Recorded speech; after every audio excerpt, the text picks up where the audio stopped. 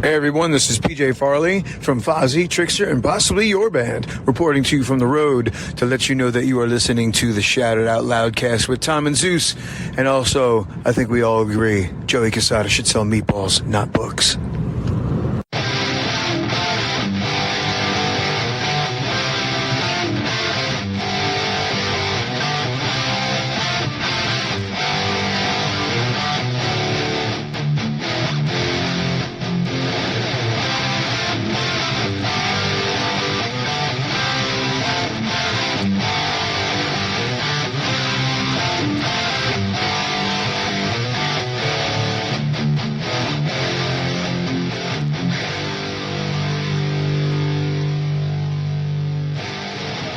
Greetings and salutations.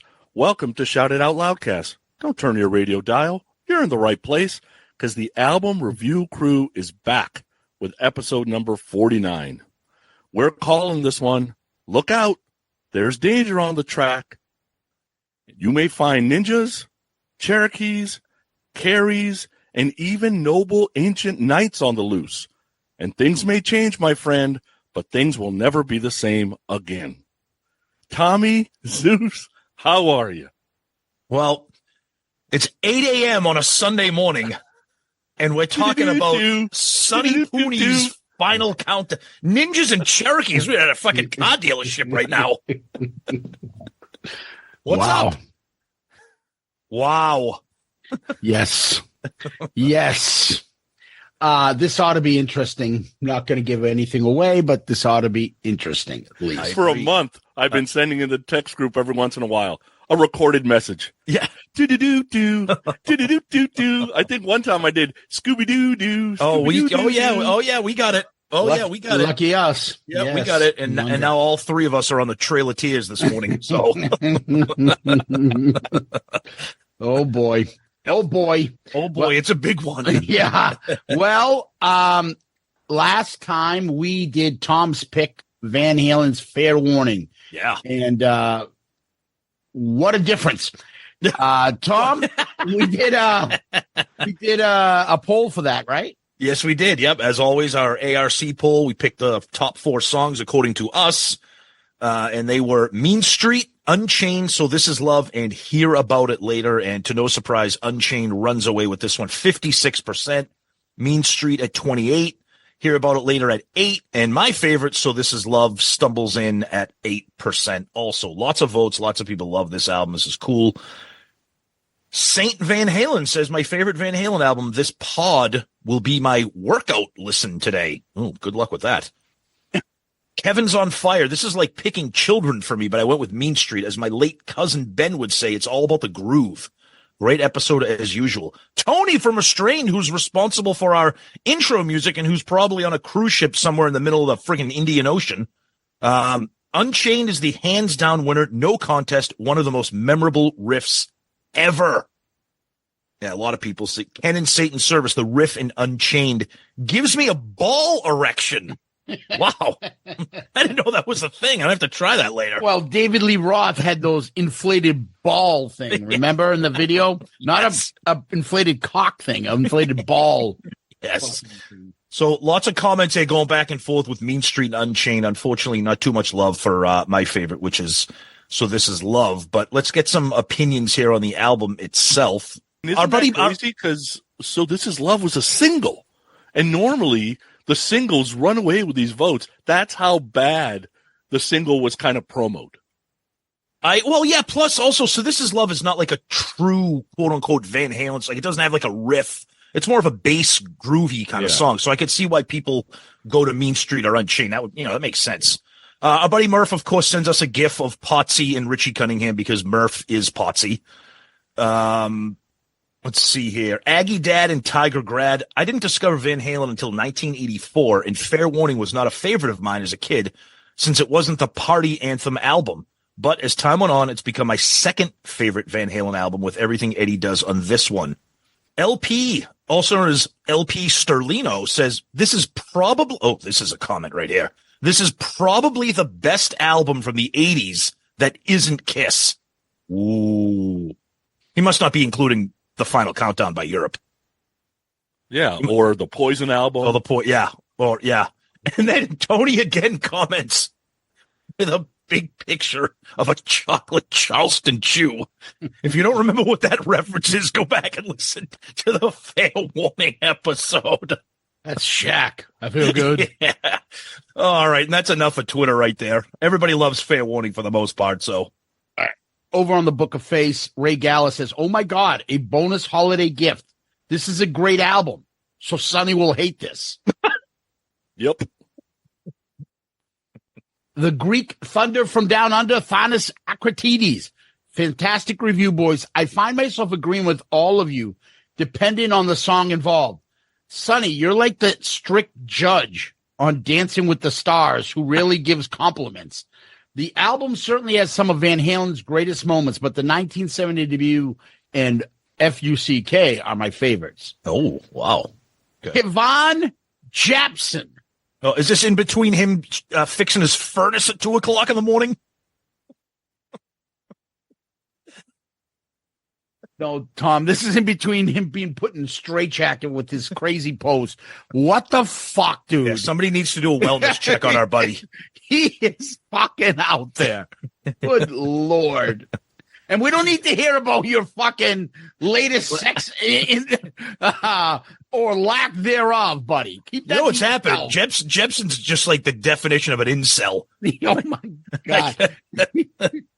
Anyways, go ahead. We love Jepson. Go ahead. Just a lot of information there, Kevin. Anyways, though I love Sonny, it couldn't be more different. I seriously watch football to watch the Cowboys lose, and they did. But I do listen to ARC to hope Sonny wins. And again, he loses. Clearly, he ate paint chips. Shit. Out more shit that makes him more retarded. I learned Mean Streets during the pandemic, not pandemic. Oh, God. Because this was part of the master plan, apparently, according to his fucking conspiracy buddies. To control the population? Oh, yeah, exactly. Yep. Just the intro. The solo can suck it. The album rules, besides the one keyboard shit song, it's a masterpiece. Yeah, somebody named Mario Aguilera III says, yeah, Sonny was clearly eating some serious paint chips. No, they don't like your fucking Van Halen takes there, Sonny. I love that one song is a piece of shit, the rest is a masterpiece. So if you got this great steak and in the middle bite you get a piece of shit, I don't think that steak tastes so great anymore. Sure it is. Just cut around the shit. You're not assuming there'll be any more shit? But if the steak is that good, you'd be like, you know what, I'm willing to take a risk for some more shit. Wow.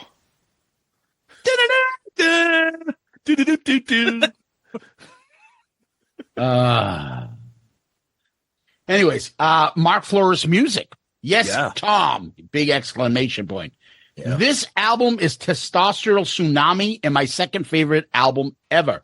Regarding The Maze, after his author addressed his mental health issues, he gifted his hospital the sequel, Out of the Maze.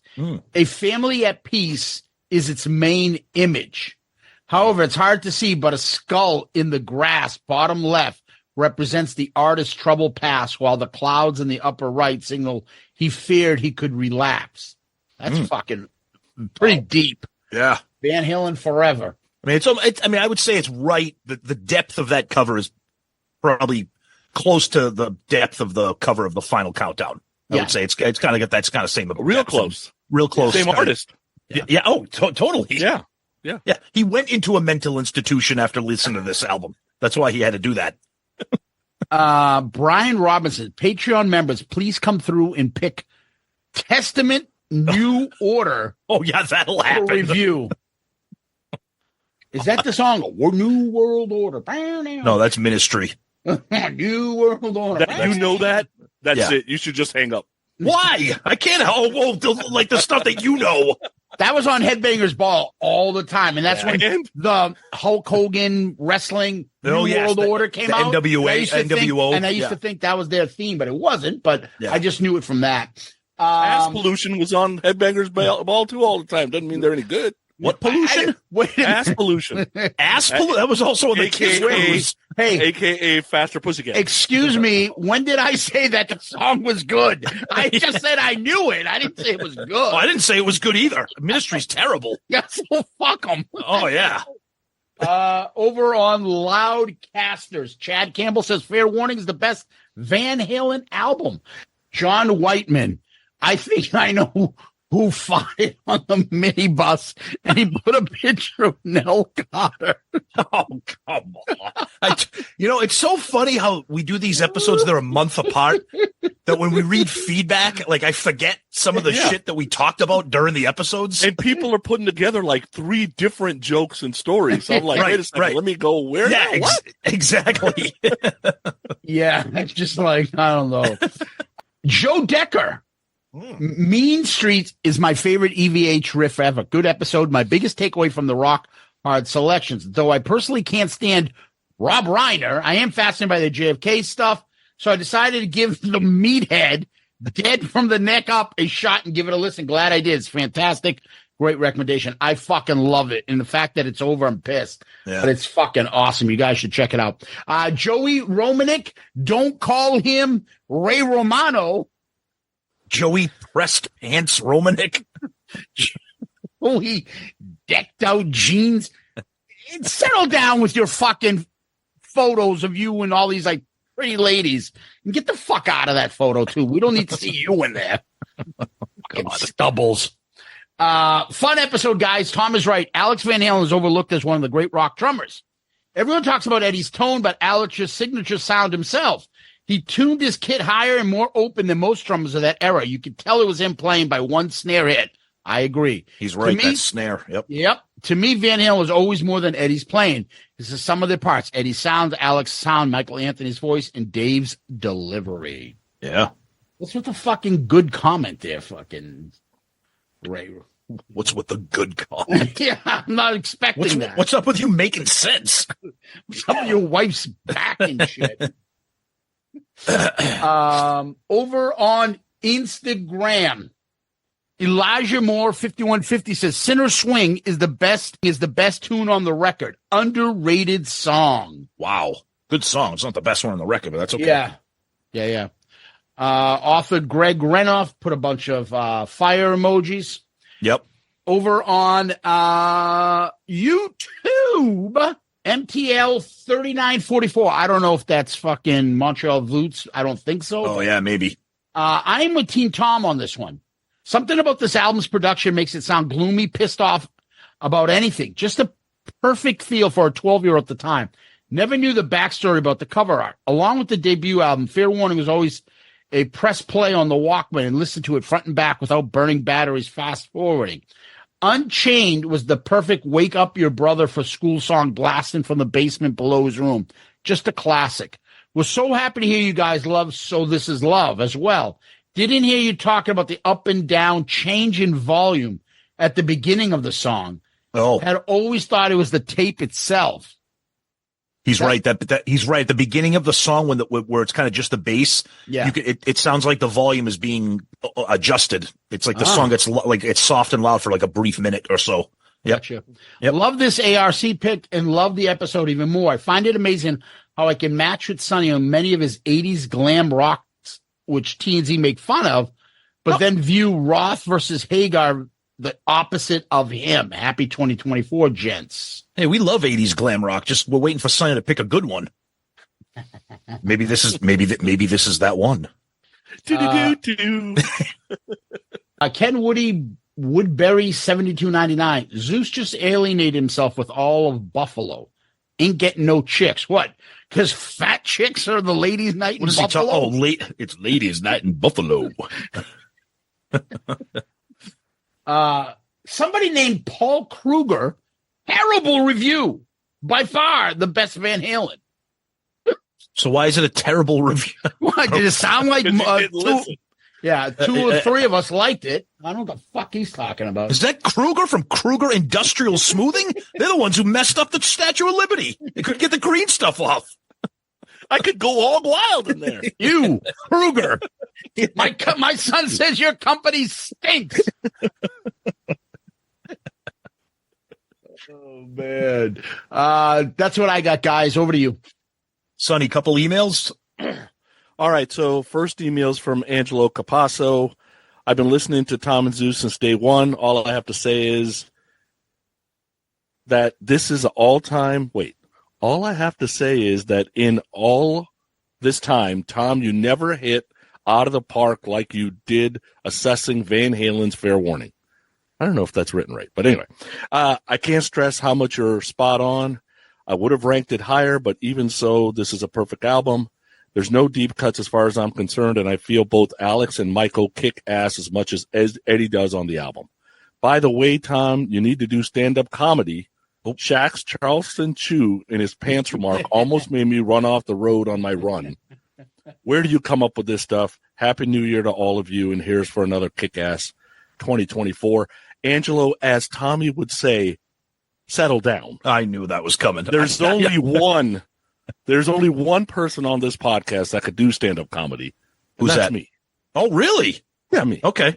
Like the fucking unknown comedian with a bag over his head. Oh yeah, I definitely have to have a bag over my head. There's no doubt about fucking that. Carrot Top's opening fucking like every Saints fan in the 80s, just put a bag over my head. That's Ronnie, the prop comic. Yeah, like I said, Sonny could open up for Carrot Top. Go ahead. The other email, I'm just going to say Rob K because there's no way I can pronounce that last name. Okay. Great episode. Fair Warning is my favorite VH album. I like that it's darker. Eddie's a monster on this album in both lead and rhythm playing. Top songs, Unchained, So This Is Love, Hear About It Later, Mean Streets. Over the last few years of listening to Sonny, it's obvious that he likes a lot of good music, but I think he dislikes more good music than he likes. Love the show, Rob. Well, it depends on what you think good music is. Yes. Okay. If you believe good music is Rush and Nirvana and Grateful Dead and the Beatles and Rolling Stones and fucking Zeppelin and STP and all this other shit. The greatest bands in the world, unlike Poison, Bad English, Europe. Okay. All right. Well, I got a couple emails here, and then we'll get into final countdown and see what we all think of this. Our buddy Yanni Aslak Rasanen. Born in 78 and having grown up in the 80s and 90s, I was first exposed to Van Halen via MTV and the music videos for Jump, Panama, and Hot for Teacher. The 1984 album was huge in Finland, and it was everywhere, but the rest of the catalog not so much, since the band really didn't tour in Finland until 1988. Or excuse me, he says 1998. I don't know if that's a typo or not. Excluding the debut, Van Halen has always been surprisingly inconsistent on records, having to rely on covers or eyebrow-raising fillers. Van Halen is no exception. Unchained is flawless, and as good as the rest of the album is weak. Without that song, Fair Warning would fall flat despite the band's magnificent musicianship and unique playing. That's a terrible take, but I respect you, Yanni. My personal favorite album has always been 5150. Artistically, Van Hagar wipes the floor with the original lineup, but lacks the wild, goofy, wacko, bozo charm of DLR. The battle between Van Hagar and Van Halen is one between musicianship and showmanship. Fair Warning is a weird experimental record with one absolute masterpiece on it. Well, I'll give you credit. It's a thoughtful review, even though I completely disagree, but that's okay. It's okay. Did he say they broke up in 98, right? He said unless that's a typo, he said the only time they toured Finland was 98. Oh, that's probably true with Sharon. With Sharon from Van Halen 3, yeah. Because they were all over the place, yeah. Yeah. Well, isn't he on the cover of this fucking Europe CD? Who, Gary Sharon? No, Yannick. Yeah. He's the sixth one. He's from Finland, not Sweden. So I did like his comment though. Musicianship versus showmanship. Totally true. Yeah. I liked it. Yep. Wrap up feedback with Tony the Taxman, Anthony Barone. Just a small reminder that I selected Fair Warning as my ARC pick 6 months ago and thought it had a chance to get picked, but the Sonny veto power must be strong. Okay, I'm going to cut you off with that and explain to you the process here. First of all, Tony, yes, I remember you picked Fair Warning. Second of all, there's no veto power. The way I'll give you a little peek behind the curtain about how the ARC picks work. Every Patreon submits an album, and then myself, Zeus, and Sonny each pick one album, and then that goes to the poll. I did not pick Fair Warning because I knew that I was going to pick it as my own pick eventually, and I didn't want to nominate it for a poll and have it lose. So that's the little story behind that. Then he says, I got into Van Halen during DLR, and Sonny got into them during Hagar. However, I can listen to all Van Halen with all three singers. We can like DLR and Sammy Hagar. After all, it's about Eddie and not the singer. Ooh. I'm so glad Tom picked this album. Next step is to get Tool on ARC. Oh, I remember when Fair Warning came out. I remember when the needle dropped on Mean Street, and I was like, how the hell is Eddie doing this? Mean Street is still the best song on this album, and Fair Warning is my go-to Van Halen album. Keep up the great reviews. Thanks, Tony. SIOL Hall of Fame 2023. Yeah, AB CPA Inc. That's how you sign an email, with your Hall of Fame signature. Good stuff, Tony. Yes, I knew you'd be excited about this because I do remember you submitting it for a Patreon pick. So, and that's feedback. All right, let's take a quick little break. But before we do, we got to talk about the little giddy up in Tom's pantalones.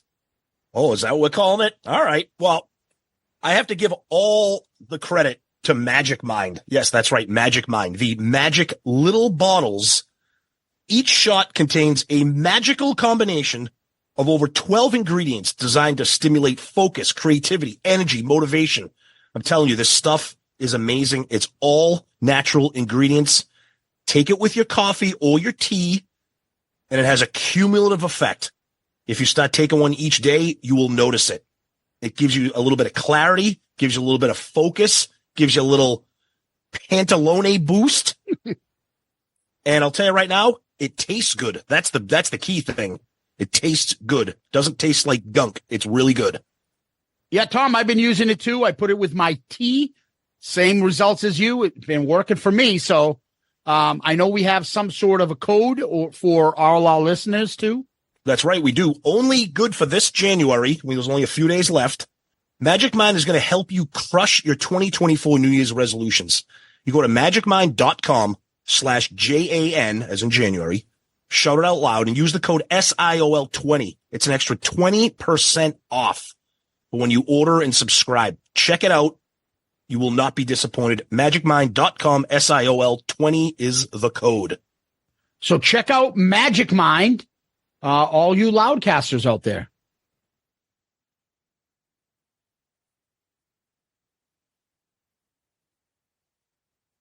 All right, we're back, and we're on to Europe's The Final Countdown.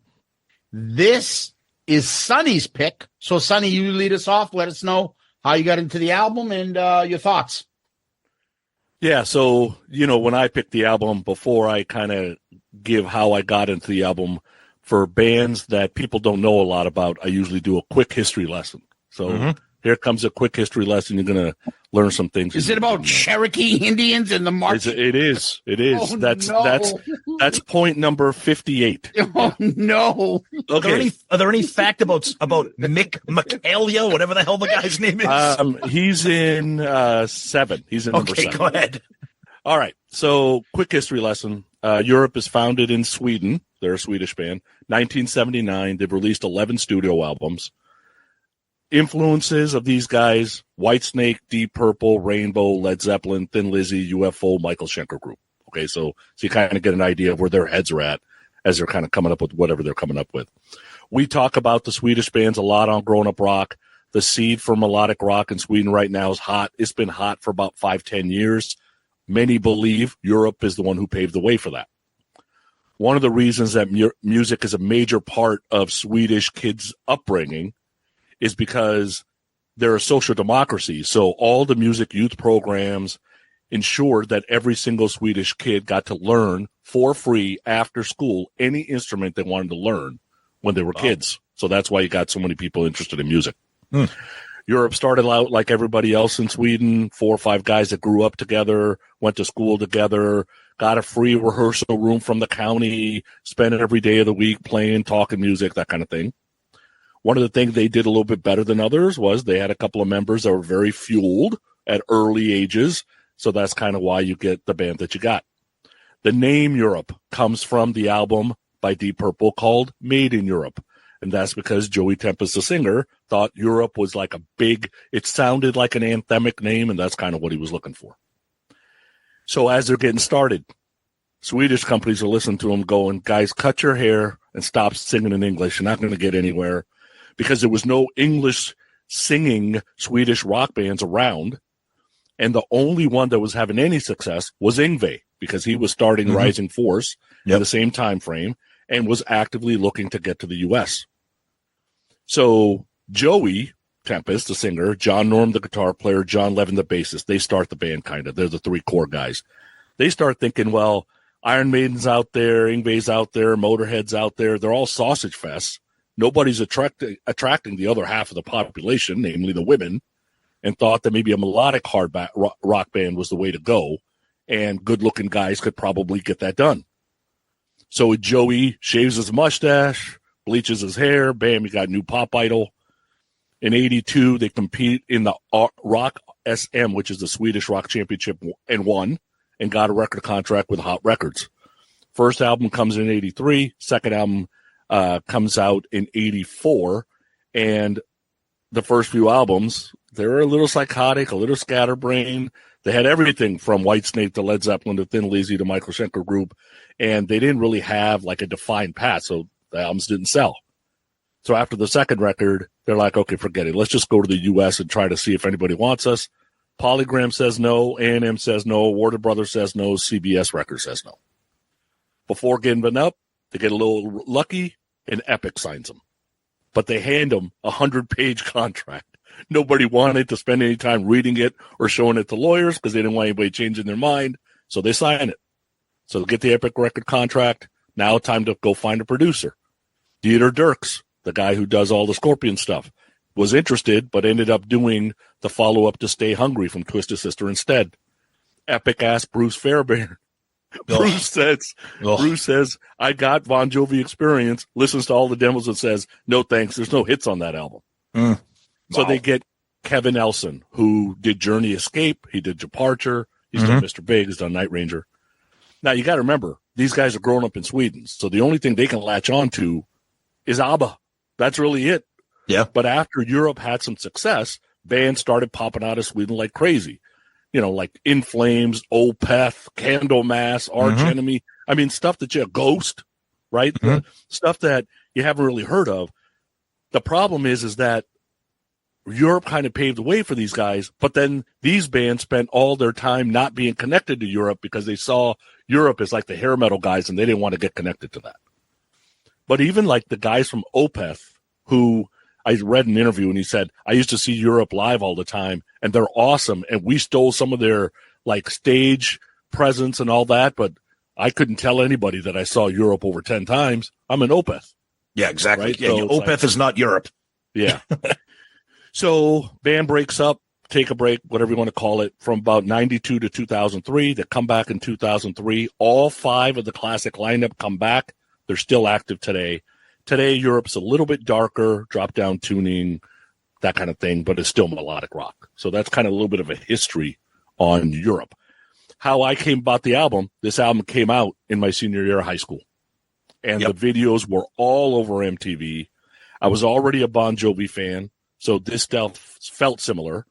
I immediately thought Joey's voice was better than John's. Some may not agree with me, whatever. So I probably got the album like the week it came out. And that was, 38 years ago? I have my album in my hand right now. The band members, when this album comes out, just so you know, is Joey Tempest on vocals, John Norum on guitar, John Leven on bass, Michaeli on keyboards, Ian Haugland on drums. And during this tour cycle of the Final Countdown, John Norum left and Key Marcello joins, but we'll kind of talk about that later. So, you know, I got this as it came out. And you guys are too young for that. So that's kind of how I got into it. So for me, the first time I heard Europe was obviously the Final Countdown. And then all the singles that came out after it. And then Europe was technically, officially the first live band I ever saw in my life, because the first concert I ever saw was Def Leppard in 1988 on the Hysteria tour. And Europe opened up for them, where they played the Final Countdown twice. Yep. They still do that. Yeah, I know. They played at the beginning and at the end. Yep. I'll be honest with you, that was 1988. I don't remember much about that concert at all, both Europe and Def Leppard. I do remember the crowd engagement because it was big at that time. How many chicks were there? That was 99%. Honestly, that was the next thing I was going to say. Europe and Def Leppard.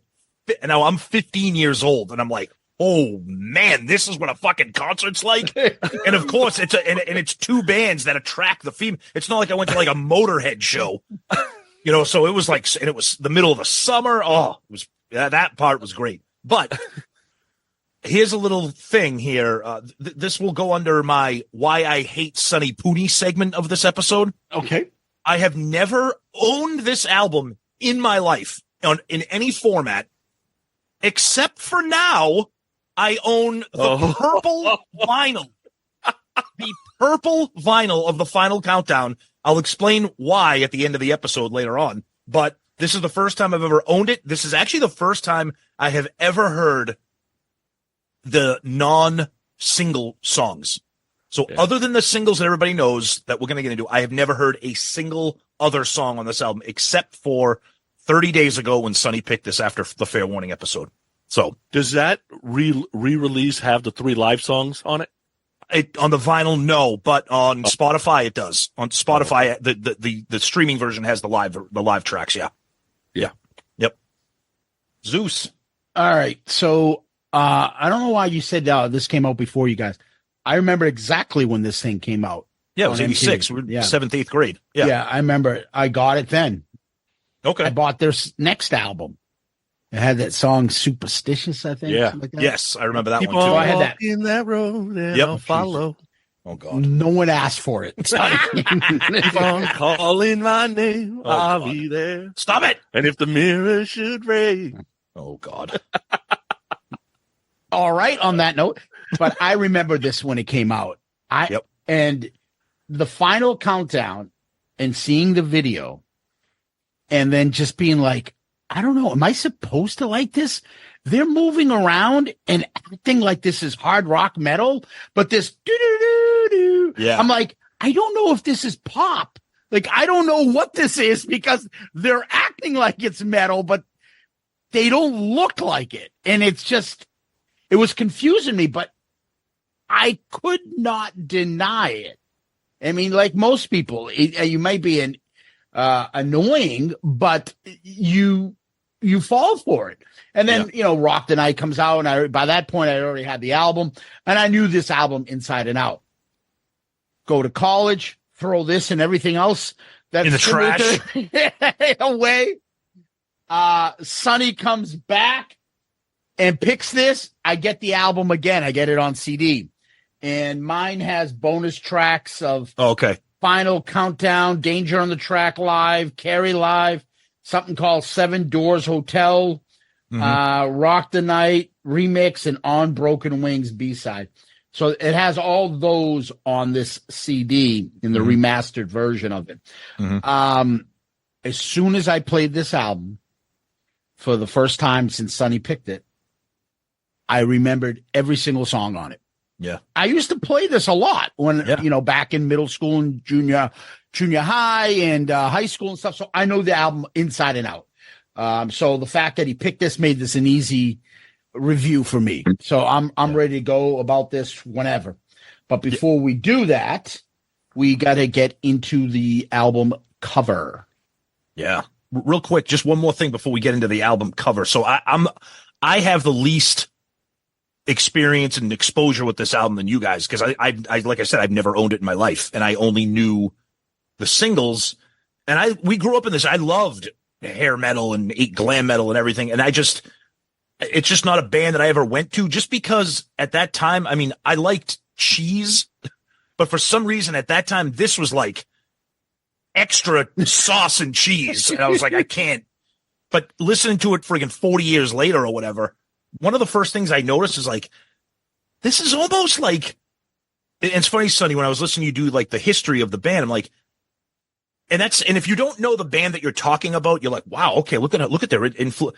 This to me, and I know this is going to sound like an insult, it probably is.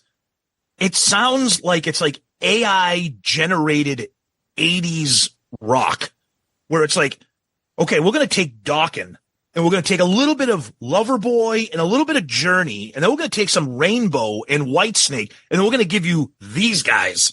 And I will just say, as a little bit of a teaser, they pull it off. So we'll get into the album cover now. That's all I wanted to say. Sonny. All right. So the album cover. So if you've ever seen Superman 2, this is the Phantom Zone with General Zod. Now, yes. Superman 2 comes out 5 years earlier than this. So let me tell you why we ended up where we are. So they hired this guy named Les Katz to make the cover art. He refuses to start drawing until all the songs were recorded, so you get the feel for whatever he was drawing. So the release of the album was late. They were already on tour before they even saw the album art and before the album even got released. They see the cover, they're like, what the fuck? What the hell is this? Right? So nobody was happy. They were just happy they were on Epic. They were happy they were going to be in the US. But my guess is this album cover completely haunted the band members for the rest of their lives. Now, if you're seeing the cover, just so everybody's kind of seeing the same thing, that's Joey Tempest on top. You got John Norum on the right. John Leven is on the left. Michaeli is below Leven. Ian Haugland is on Mick's left. The guy below Ian, I'm assuming, could be Kevin Elson. The girl in the mirror piece below that, maybe Carrie, maybe? Mm-hmm, I'm thinking the nuclear waste green is supposed to kind of, mimic the end of the world and, the final countdown. Not sure about that. I like the logo. I like the colors that pop. I absolutely hate this fucking album cover because this basically turns off everybody that is not a cartoon fan. And I don't think that's what Europe wanted. And if you see the inside sleeve, right, and you got Duran, good-looking guys with long hair types, you should just use that. Like, why the hell did you use this? Right? So it's too bad. It's unfortunate, and it's given this album a bad name if you never want to give it a shot. That's the problem with the cover. Okay, I totally get what you're saying, and I am going to 100% disagree. I love this cover. I love the artwork. I love the colors.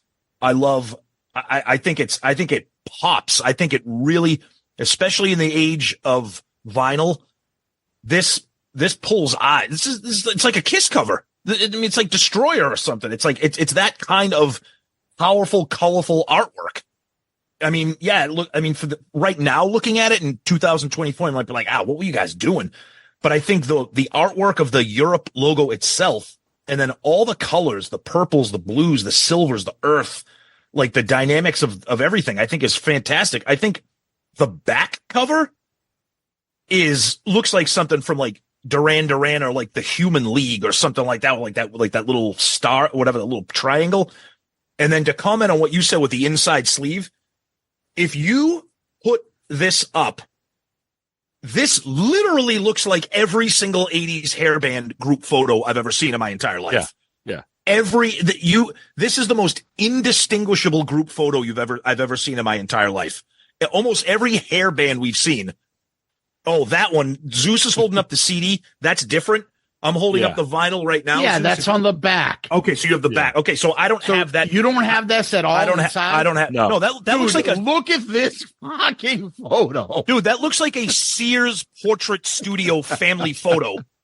That's what that looks like right there. This is horrendous. Yeah. Yeah, the one that I'm talking about, the one that's on the back of your CD is on the inner sleeve of the vinyl. That's the one. And it's a good pick. You're right. It's generic, but it is a good pick of them. It is. But I love the artwork and I love the colors. I think it's really visually, like, I think it pulls you in if you're at a record store in 1986. All right. I'm almost speechless that you compared this to fucking Destroyer cover. I'm comparing it in the aspects of a comic strip with popping colors. I'm not. That's all I'm saying. You might like the colors, but these fucking cartoon drawings of these idiots. Yeah, that's all I'm saying. Fucking horrendous. Oh, it is a fucking stupid cover. I'm with Sonny. If I'm on tour and we're getting traction and we're doing shit, the final countdown could be like a fucking rocket ship leaving the earth or something blowing up. And I see this fucking stupidity. I'm like, what the fuck? I love it. I'm with Sonny on this. It's fucking goofy. It is goofy, but it's look at also this. 1986. Look how feathered their hair is. What's better? What's worse? This or look what the cat dragged in? Oh, it's I'll comparable. let you know later. I'll let you know later. Good. Yeah. That's fair because we did look what the cat dragged in. Yes, but I'm just saying it's like that. It's very comparable. Like if you put those album covers up and you go up to like Megadeth or Metallica and you're like, and the CD drops out. Oh, what do you got there? Oops. Like, Yeah, but then I don't know. I like it. I'm thinking of the seriously. I'm thinking of the time. I think it's great. If you have like, if you seriously, there's a buddy and he's got like Metal Church and Master of Puppets, and then all of a sudden you drop this. Okay, let me ask you this: And you think the album? look at what the cat tracked in. You think Somebody's the gonna be album like, what the fuck? You think the album cover is going to sabotage your friendship with a kid who listens to Metal Church? If he finds out that you listen to Europe, period, on a blank cassette, he's going to put your head to the wall. I'm just saying, like, just look at the image, like you're hanging out with fucking Dave Mustaine and Scotty, and oops, this drops out. What do you got there from the store? Oh, I got this album. Yeah, but you're looking at it through the lens of it's 1986. Back then, we didn't know any better, and we thought this was cool. I can't believe we're talking about Metal Church. I never thought this was cool. Can any of the three of us even name one Metal Church song? I can't. Badlands. I don't know any songs by Metal Church. That's the one. Know any. That's the one song I know. It's fucking awesome. But other than that, I'll let you know next time I pick a Metal Church album. Oh, anyways, God. All right, so I love the album cover and you guys don't. There we go. Done. That's silly. All right, let's go to the album facts.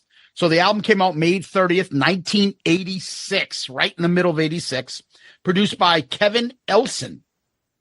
The album made it all the way up to number 8 in US Billboard 200. It's 3 times platinum. Does Kiss have any 3 times platinum certified albums? Not certified, but if they got them recertified, they probably do. Yeah. But if these guys got it recertified, it's probably 5X now. Yeah. But just think about it. Like, this is probably bigger than any fucking Kiss on record album. Well, yeah, this was bigger than any Kiss album of the 80s. Yeah. This is big. Kiss never had an album like I know, but I'm Countdown. saying actually certified. Oh, certified. Yeah. Yeah. So, like, even this is sold more than Alive. Yikes.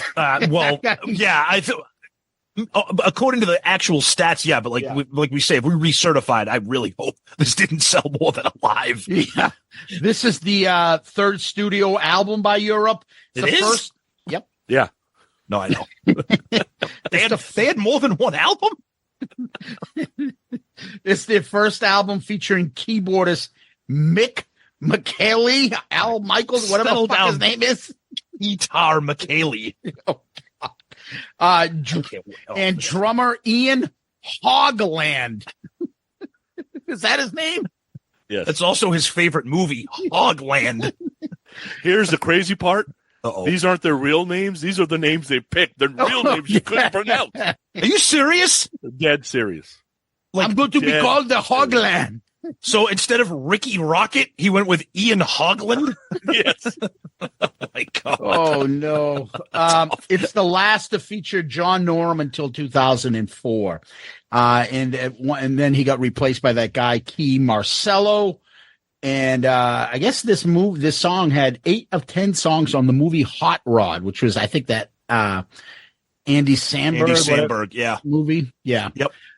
That's all I got on this. Anybody else want to add anything before we get into the tracks?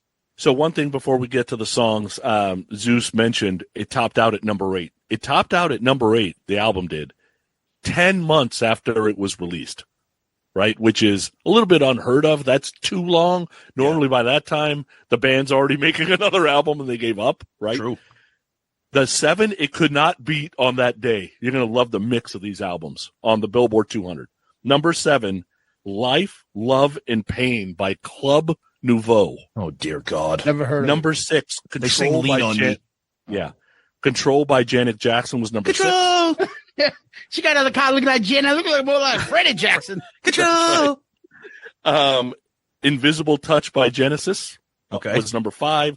Graceland by Paul Simon, number 4. Horrible. The Way It Is, Bruce Hornby and the Range, number 3. Horrible. Slippery When Wet, Bon Jovi, number 2. License to Ill, Beastie Boys is number 1 that day. There you go, baby. Now you're talking. All right. There you go. No, I was just going to say, like, this is, I think the problem for me, my reaction is like when you say Europe, you're like, oh, yeah, then you just play like the little keyboard riff in your head. Like, I guess it's a good and a bad problem to have when you're this band because they have one of the most recognizable sounds and songs, which is ironic because on our recent Dome Damage episode, the list that we reviewed had The Final Countdown as one of the most irritating pop songs. But to have like 5 singles total, 4 in the U.S. Love Chaser was only released as a Japan single. That's pretty amazing. And I think even if you don't know Europe like the back of your hand, or even if you didn't own this album, you know these songs. You know The Final Countdown and Rock the Night and Carrie and Cherokee. And there's something to be said about having that kind of longevity and that popularity for a band like this, I think. 686-117-08550. I don't fucking know. All right. Let's get to the first song. I think we all know it. Here it is. The title track, The Final Countdown. So you kind of get this anthemic sci-fi movie intro set in the mood. Then kind of the synth line comes in. So what the story is around this is that main keyboard lick is actually written by Joey Tempest, because he started out as a piano player. It was written 3 years before this album was even released for a discotheque in Stockholm called the Galaxy. So they came to Joey, asked them to write a theme music. So the Galaxy used this every night as kind of their opening the doors and people come in to dance kind of thing. Nobody had heard it in the band. Leven and Joey are at that club one night. Leven hears it and goes, "The hell is that?" Joey goes, "I wrote that." He goes, "We should make that into a song. You wrote that?" And that's kind of how the song came out. The lyrics are inspired by David Bowie's Space Oddity, whatever. People of Earth are departing for Venus. Okay, so you got to keep remembering these guys are Swedish. So when it translates to English, it doesn't translate always perfectly. And I think Joey doesn't always realize what he's singing about because Venus is 460 degrees above Celsius. So there's nobody leaving the Earth going to Venus. Okay? But I guess it doesn't matter much. In the song, the whole backing vocal, Leaving Ground, nice earworm, insanely catchy chorus, even though there's not much to it. The guitar solo is perfect to complement the song. You can immediately tell that Norum is heavily influenced by the Blackmore and the Ingves of the world. John Norum absolutely hated this as a single. He's like, we are fucked if we release this because nobody's going to take us seriously as a rock band. And then, of course, people didn't. Now, people have seen the Geico commercial probably that this came out on. It was one of the first Geico commercials that had a rock song connected to it as the burrito's cooking in the microwave. Yep. And the listener's going to hate this, but, just clip this for future use. So, Kevin, go ahead and you can clip this right now. The song, The Final Countdown, is better than Mean Street as an opening song to an album. Yes, I said it. Deal with it. Fuck you. All right, there you go. Okay. All right. I'm not going to fight you on that, but that's okay. So, again, for me, when you get past the synth riff and the song kind of settles in, and I think this kind of can apply to a lot of the songs on this album, or at least for me as we progress through the album, it's a fucking great song. I mean, it's a great song. It rocks if you can kind of separate yourself. The keyboards are so overpowering and so overbearing. That's why John Norum really didn't even like the album for a lot of it, because he's like, what the fuck, dude? But I tell you right now, Joey's voice, I love it. It reminds me almost of like a Don Dokken type of voice. Very like smooth and soulful, not raspy, not a howl, not a growl. Very, very smooth. And regardless of whatever the fuck he's singing about, he makes you think that it's very important what Joey Tempest is saying right now whenever he sings these songs. And I think the production is fantastic. The band sounds great. And John Norum, another guy that we covered, Zeus, on Dome Damage, We did an episode on underrated guitarists from like the hair metal era. And at the time of that episode, I wasn't familiar with Europe. I didn't even know who John Norum was. I'll be completely honest. I'm going to mention his name more than once throughout this album. Fucking solo on this thing rips. And it's a double-edged sword because they're known for this song, but they're known for that synth riff. And to me, there's a lot more in this song than just that. And the chorus and everything. I think it's a really well-made song. The production is great. The Final Countdown is written by Joey Tempest. He wrote all the songs on the album except for, I believe, one which he co-wrote with the keyboardist Al Michaels, Michaeli, which was Carrie. First single, number 18 on album Rock Tracks, number 8 on US Billboard. Blender says it's the 27th worst song ever. Wow, each one has the number 66 best hard rock song. Sonny mentioned the band, the guitarist not liking this. The Tempest and the record company want this the first single. The band was fighting them on it. Meant to be written as the opener to concerts. Tempest says that it has a little gallopy theme like Iron Maiden. It's played at a bunch of sporting events. You always hear it at a game or something like that. It's been in commercials, as you said. It's been in documentaries. There was a documentary about that Greek team that won the Euro Basketball League in 1987. I think Greece is still celebrating the streets because they won one fucking basketball tournament in 1987. I still think they do like fucking annual celebrations to that. It's fucking ridiculous.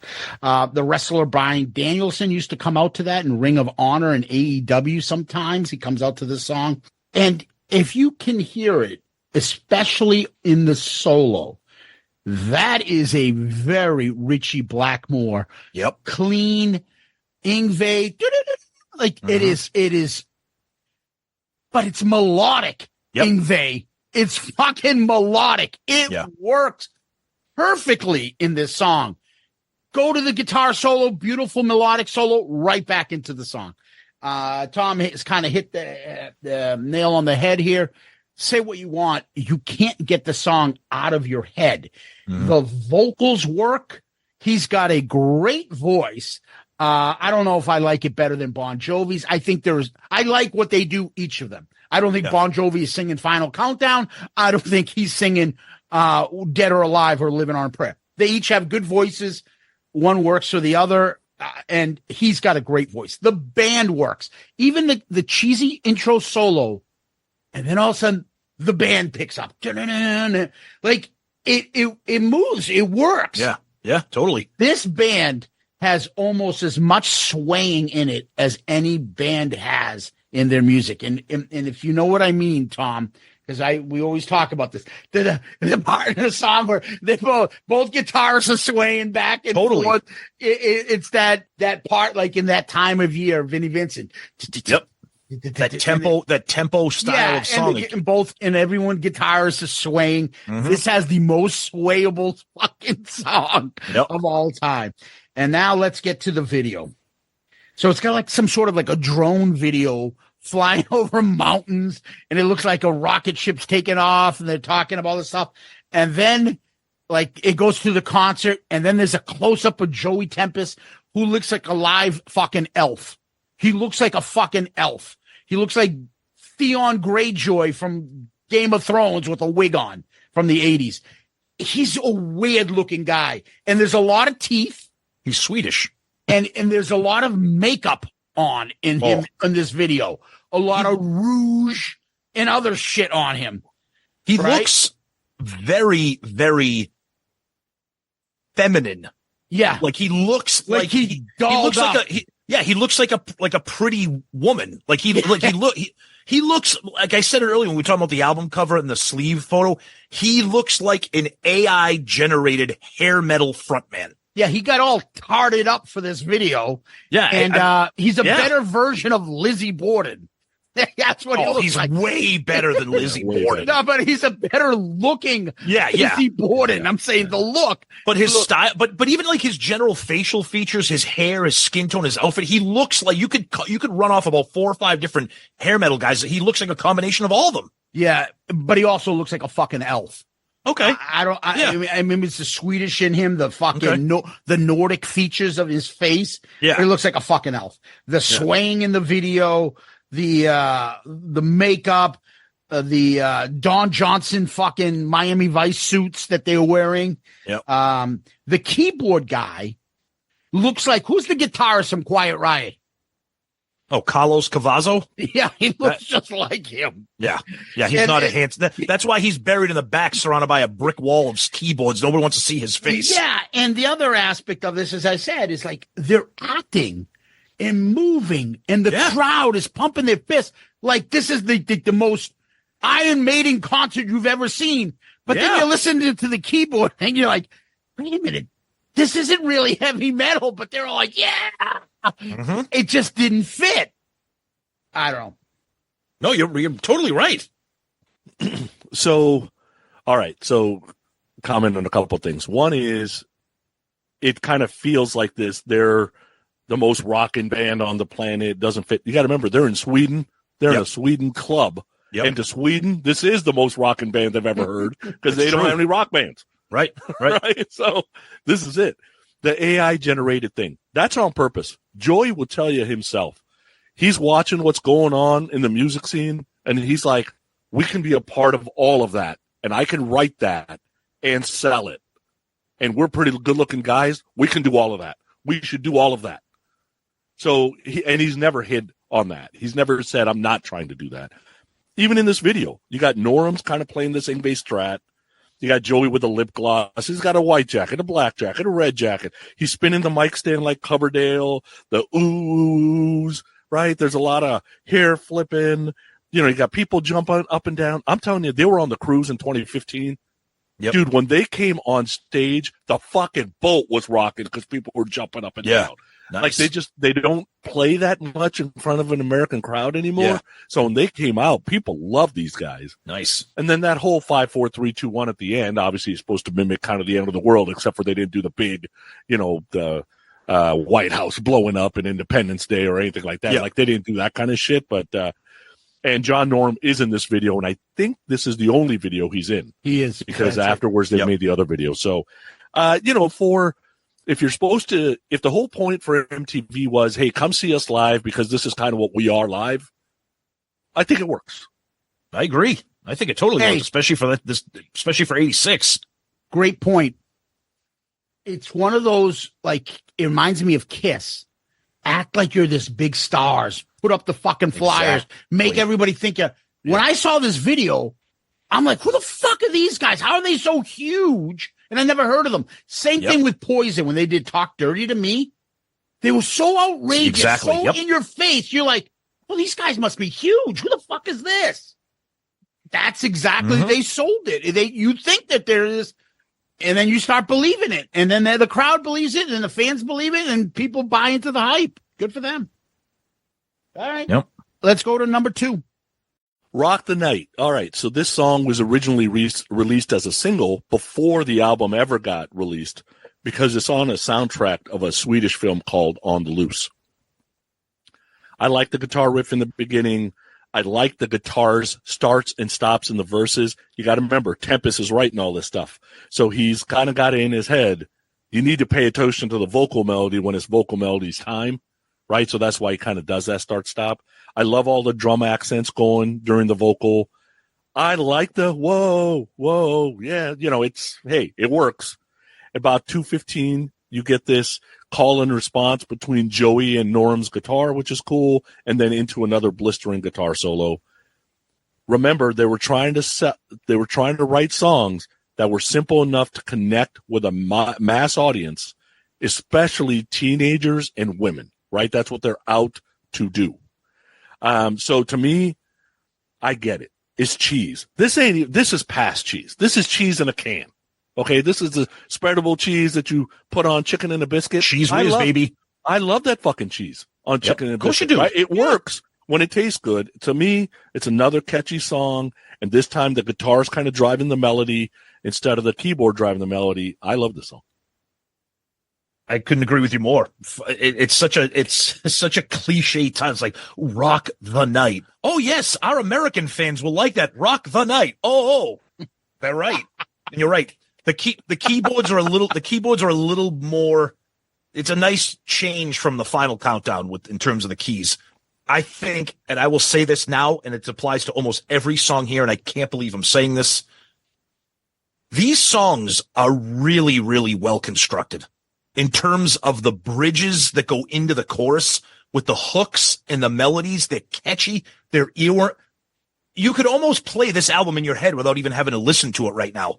And I mean, you got to give a band credit for that, but I think this is so anthemic, so catchy. I mean, they even do the little breakdown where it's like the stomping and the clap, like the White Snake, the Bon Jovi, You Give Love a Bad Name segment. Another incredible solo. Norum is on fucking fire on this album, but super hooky, super melodic.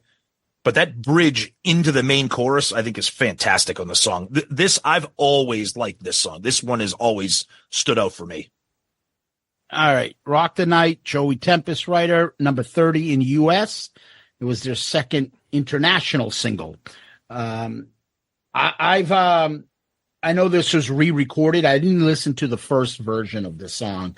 Have you, Sonny?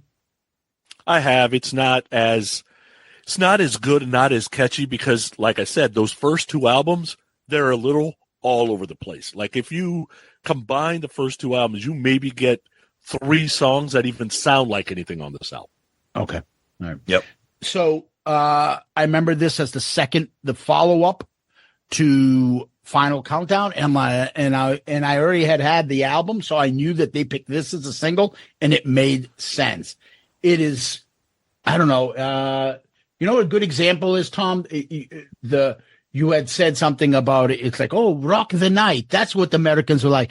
It's like that Family Guy episode where he's trying to, what's his name? Where Peter is like trying to figure out which one is the dry cleaner he needs to go to. Yeah. And it's the Chinese place has the Americans the best, John Wayne, this and that. Yeah, like, yes, exactly. Like, oh, they like this.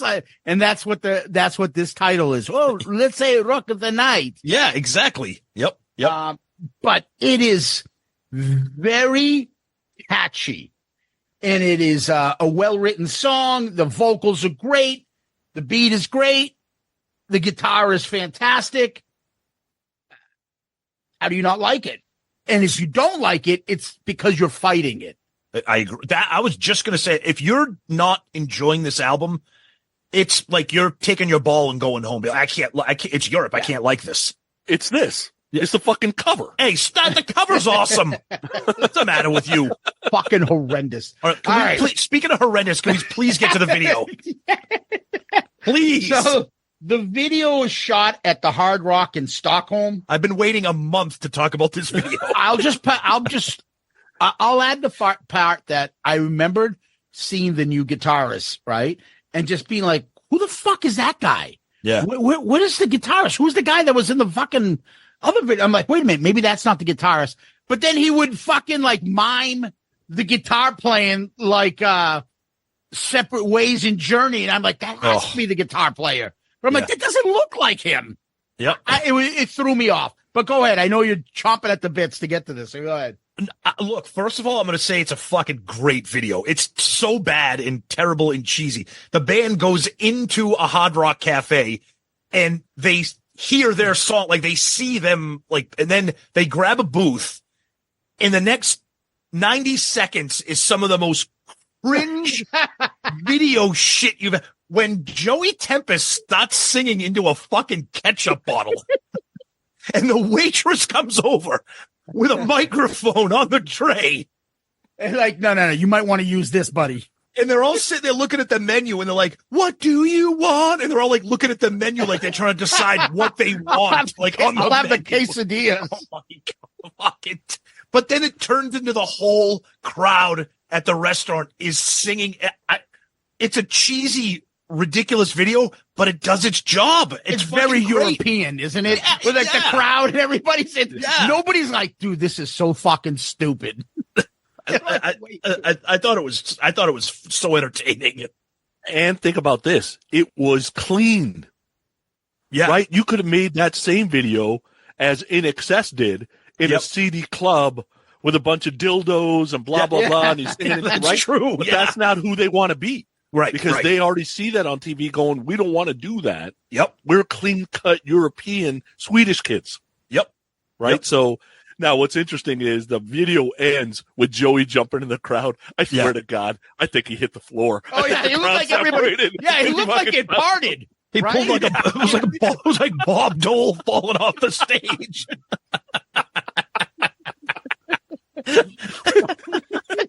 But this video had a lot of teeth and a lot of blondes. And you couldn't tell who was the girls, who was the guys, just a million Europeans. You couldn't tell who was in the band and who was like a customer at the Hard Rock.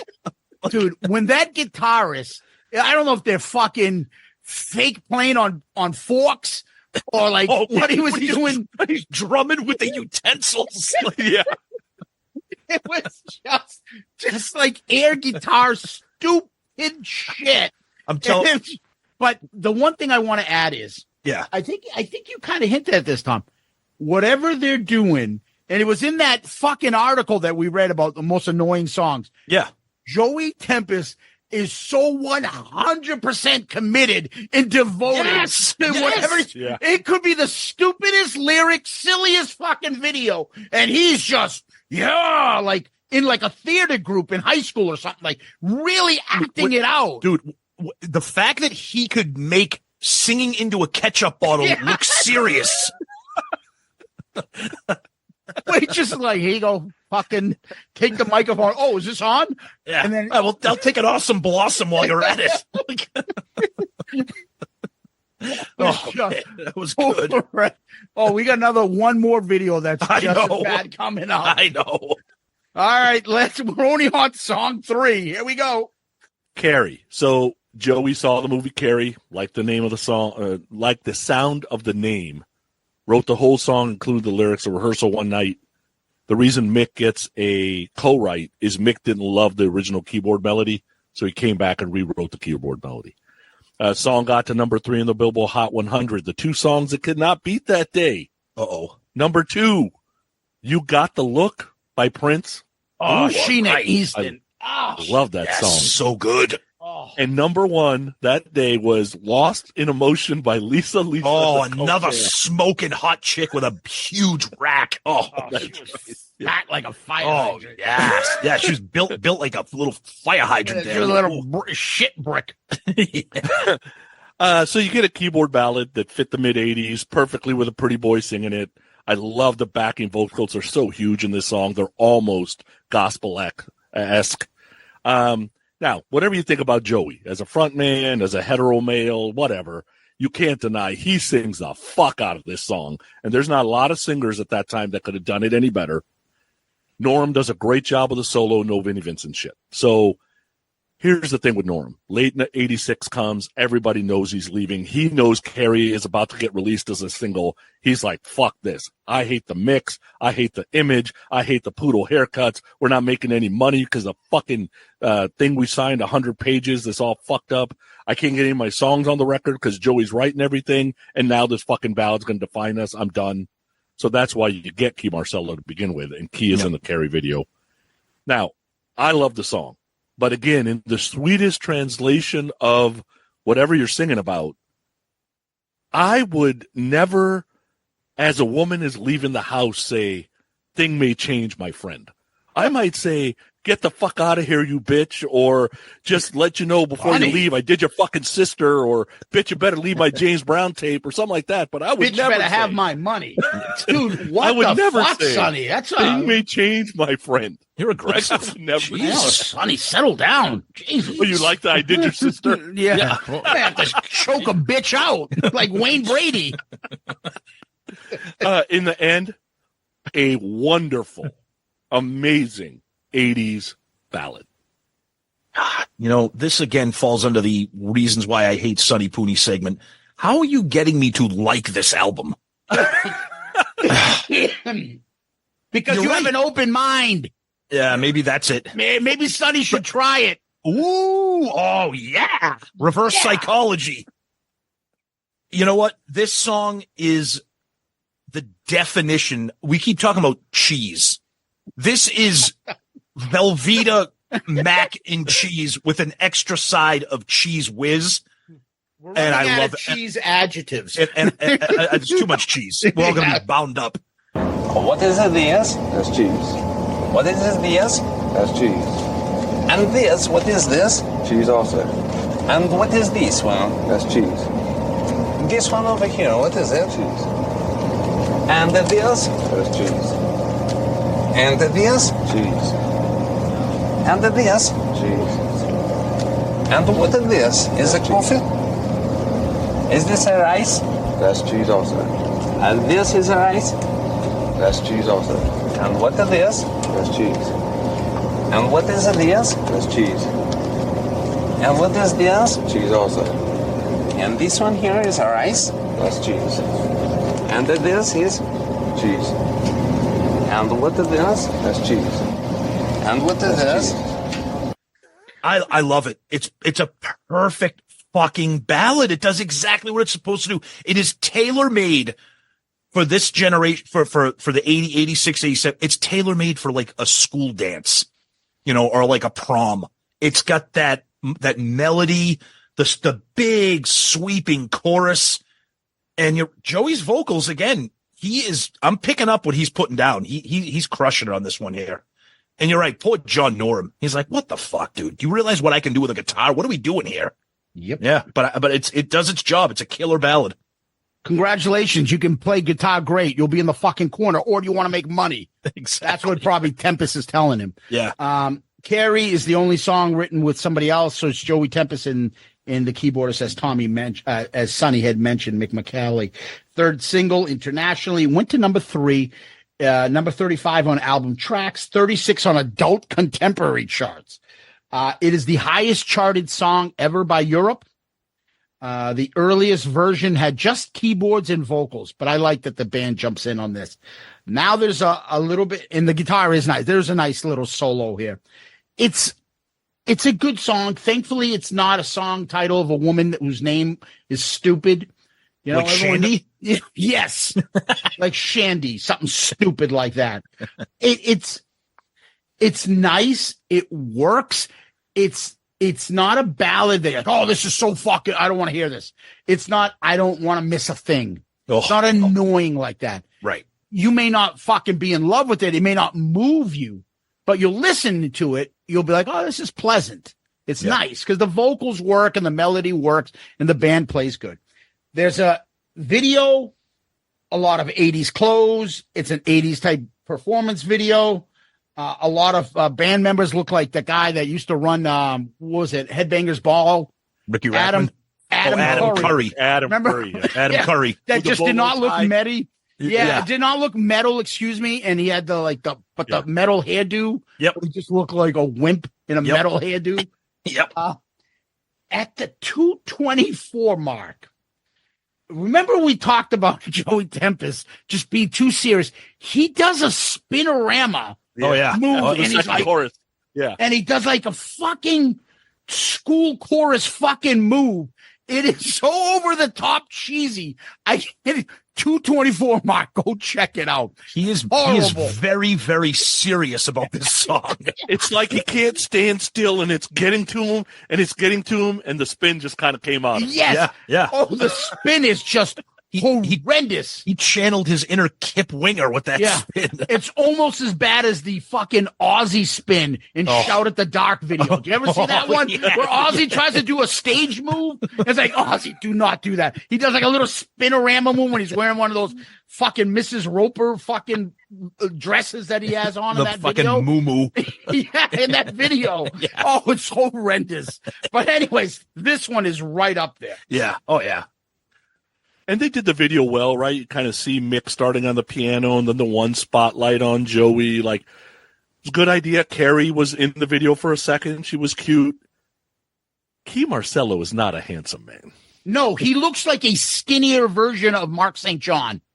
Which is not a Exactly, which is not good. He's got a fucking beak that would make a pelican jealous. Even Noma Garcia-Parra will be like, that guy's got a big fucking nose. He's got a big nose. He's got a big ass nose. Good Lord. You said Garcia Parra. I just in my head remembered the tapping of the toes. Oh, yeah. The fucking glove thing. I'm like, 20 minutes, 20 minutes to fucking get it back. Yep. Yeah, He's the reason they put that 30-second clock. Pretty on much, that yeah. bullshit. but see, he did those tick moves. It's the other ones that like take one step back, look up. You know, at least with Nomar, you're like, oh, here comes the tick move. He's got to touch one glove. He's got to touch the other glove. Then he's got to tap his one foot, then tap the other. Yeah, but Nomar and Mark St. John is not what you would want to be described as in the looks department. No.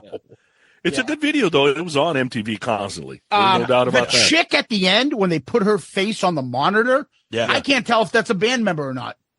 No, it's not.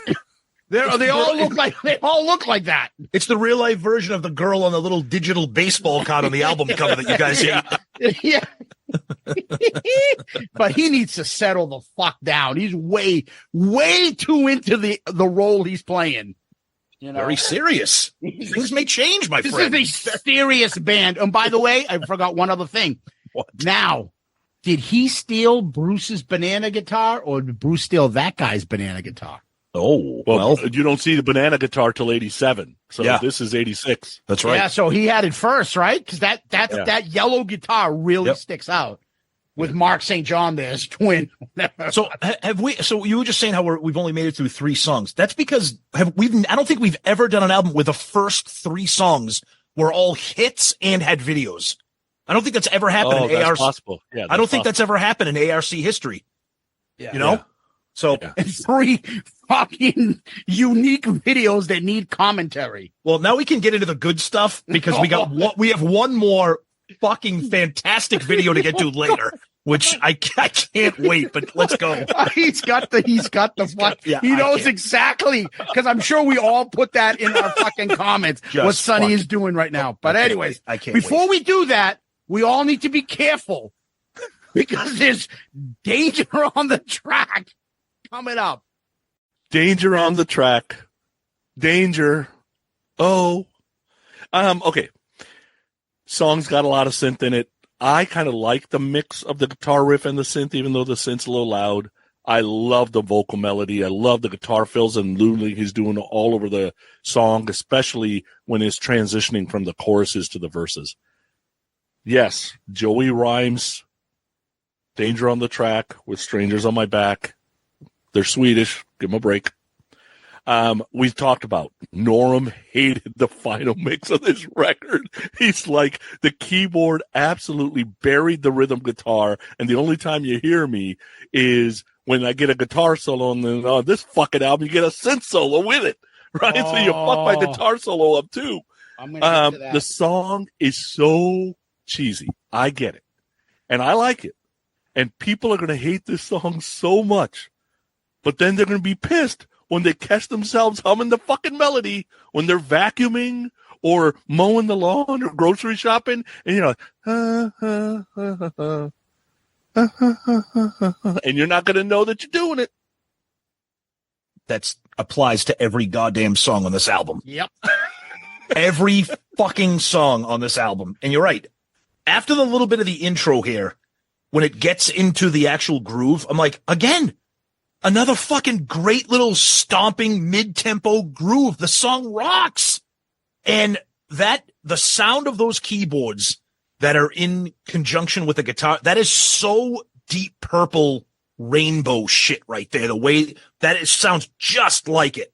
And once again, another super catchy melodic bridge that goes into a stupid chorus that I can't get out of my head. And then you're right. The keyboard solo, there's enough keyboard in the song. You don't need a fucking keyboard solo. But then John Norum is like, get the fuck out of my way. I'm going to show you how it's done. And just rips into another great solo. I mean, every solo that he's done so far, and in my opinion, he hasn't even gotten to the good ones yet. I think it's a great song. Again, I can't believe I'm saying this, but it's a catchy, hooky, fucking good song. Period. Danger on the Track, Joey Tempest.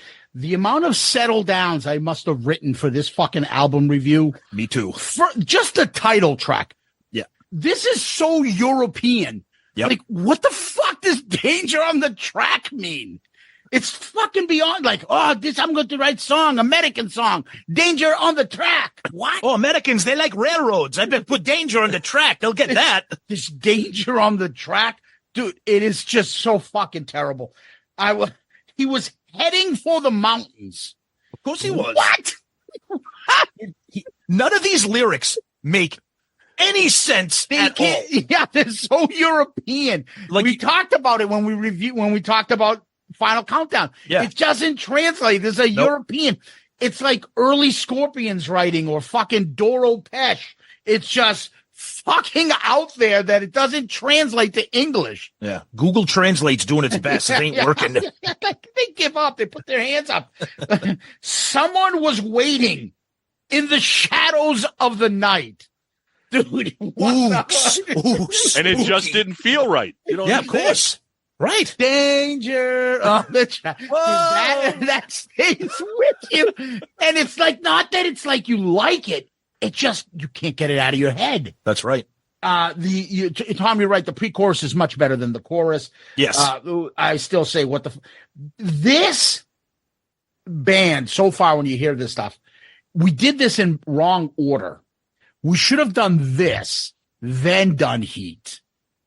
Because Heat, I feel like, is a B version of this.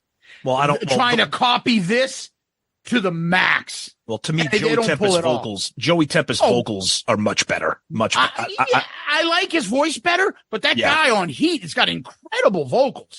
You're right. He has a great voice. I just don't like that style of vocals. Because the songs aren't as good. Well, but yeah. I can see what they're doing. Yes. Because it's this. Now, like someone said, let's do an Europe type Final Countdown album now. Yep. And that's what it seems like when we did Heat. It's almost, we should have done them backwards so I'd be able to refresh myself from this. I'm like, oh, Jesus, now I get what they're doing. There's a lot of and I put the same thing. This is such Whitesnake, Deep Purple, Rainbow, keyboard, John Lord type of solo, then into the guitar. All right, let's go to the last track on side one. Okay, so Ninja's next. I like the overall guitar melody. I like that we get a little bit of noodling from Norum before the vocal starts. I think this song would have made a great single. I like the synth and guitar call and response before the guitar solo. And if by now you can't admit that Norum can play guitar, then you're just trying to fight it, basically. Love the pace of the song. I've always liked the song. It's a great deeper cut. Now, there's a couple of things on the song that's a little bit interesting to me. One is, if I were a noble ancient knight, I'd stand by your side to rule the fight. I guess Joey doesn't realize a noble ancient knight and a ninja would never be together unless it was a costume party. Or a Scooby-Doo episode. Yeah, I don't understand how they would be together. Yep. But the thing I can't stop doing, and you guys, I get it that we're an audio podcast, but you're just going to have to follow me here. Ever since the first time I heard the song, and now it's 38 years ago, right? 38 years. Every time the word hide comes and that kind of keyboard, right? For some reason, I can't stop doing the hide, hide, right? Like I can't stop doing the hand thing. Like it's gotta, like a hand's gotta come up. There's no video. I've never seen anybody do a hand, but for some reason I can't stop doing the magician hand thing. I don't know why. Yep. And goddamn, the song is catchy. Yeah, no. This is we've hit our first speed bump here.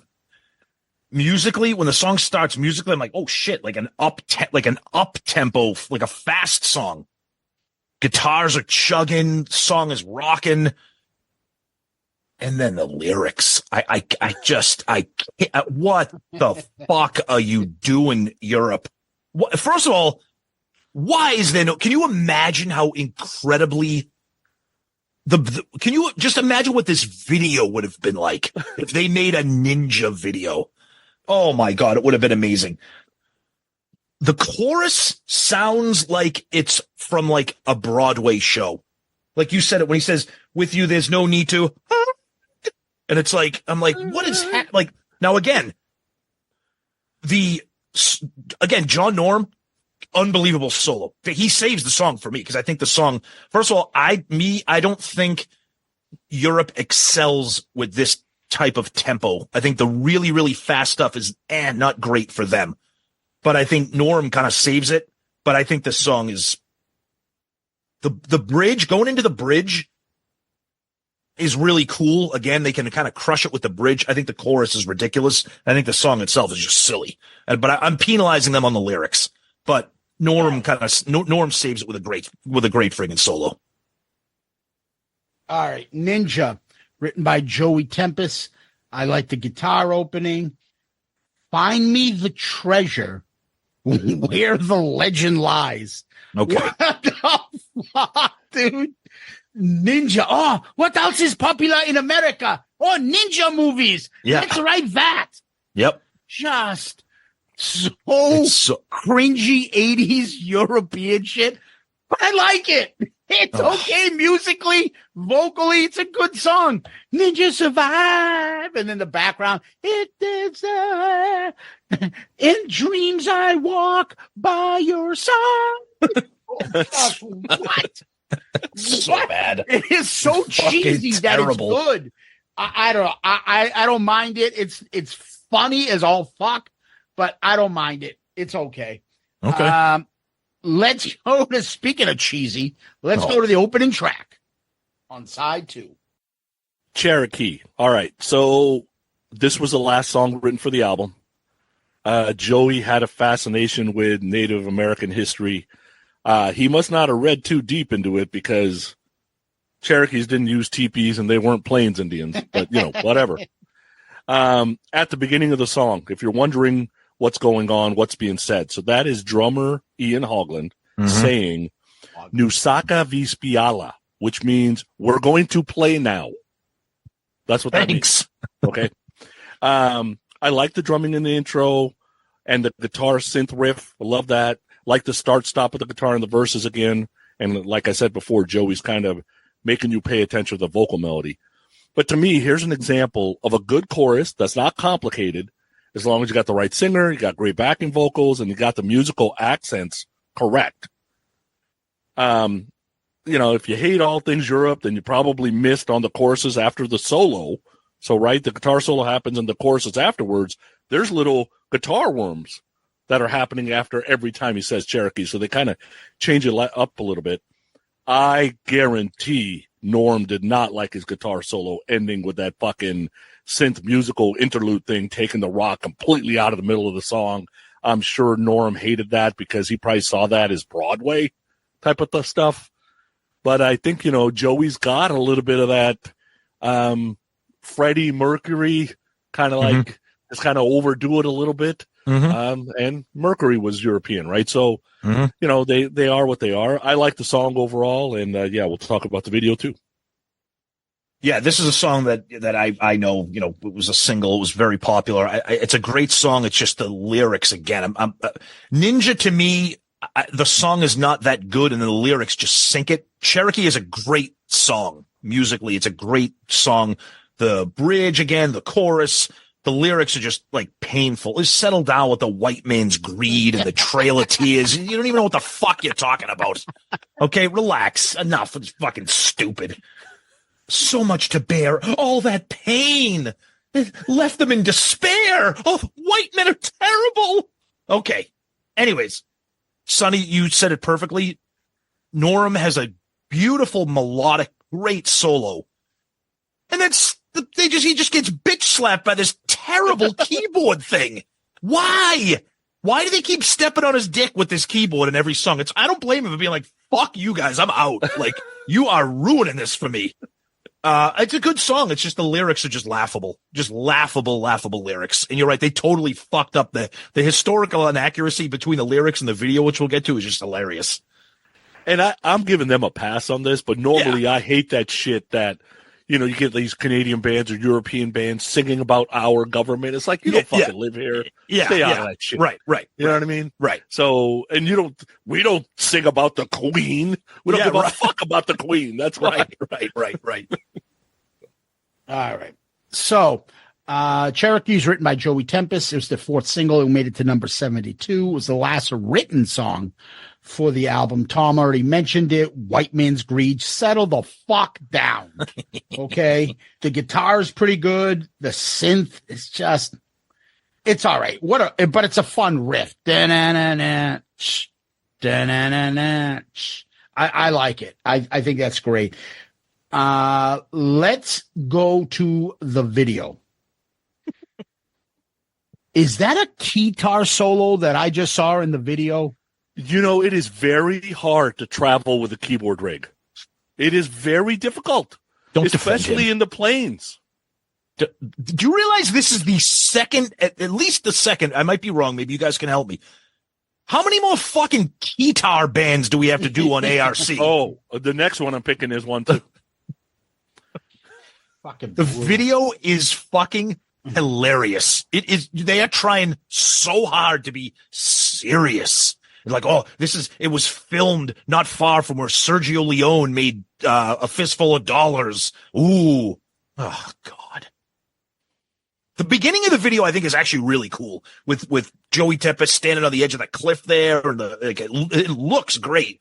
But then they started injecting the images of the Native Americans and kind of like their faded imagery up against the background and everything. I get it.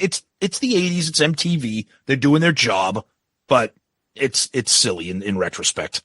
You want to talk silly? Okay. Yes. So in the video, there is no part of the video where the 5 heroes of this band are doing any fighting. They don't kill anybody. Nope. They don't do nothing. But they're on the mountain, all 5 with their fists in the air, like they are the saviors of what's going on. But they didn't do shit. So what was that all about? Yeah, it's like a Swedish version of like Young Guns. It's like, look at us. Like, but they didn't do nothing. Nope. It's beyond fucking cheesy. You already mentioned it, Sonny. They got the whole historical aspect of the Cherokees wrong. They didn't live in teepees or in the desert. They were in the Appalachian Mountains and lived in wooden huts or something. That fucking synchronized fist pump in the air. Oh my God. Has to be one of the worst fucking worst video moments in ever. ARC history. Yeah, I agree. We have some great competition and we could go back and think about it, but this is in the fucking running. That was beyond cheesy. Superpower Europe, go! Oh, and my everyone God. raised their fist. It's fucking terrible. And, seeing this video is probably why the fucking Cherokee were marching away on the Trail of Tears. Like, look at our legacy. These fucking cheese balls are ruining it. They're all crying, walking away. It's bad. Yeah. And then at the end, the fucking historians doing their little surveying of the area. Yeah. And they see Europe shadows on the mountain. Ooh. My favorite part of the video is like the little ghost footprints. in the soil. Ooh. One of them looked like Jerry's girlfriend, Indian girlfriend from Seinfeld. Oh. We smoke 'em peace pipe. Hey, Jerry. It's a cigar store Indian. Come on, it's kitschy. Dude. How into this was Joey Tempest in this video? Oh God. He's like, I'm singing about a serious problem in American history. You need to listen to me.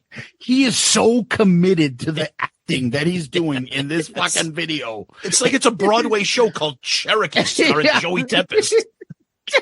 I love it. Calm the fuck down, dude.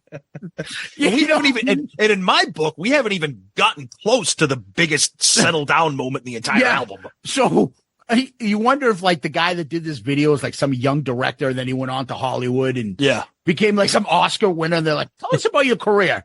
Well, it's just when I first started, I had this European band called Europe. We did a video about the white man's guilt.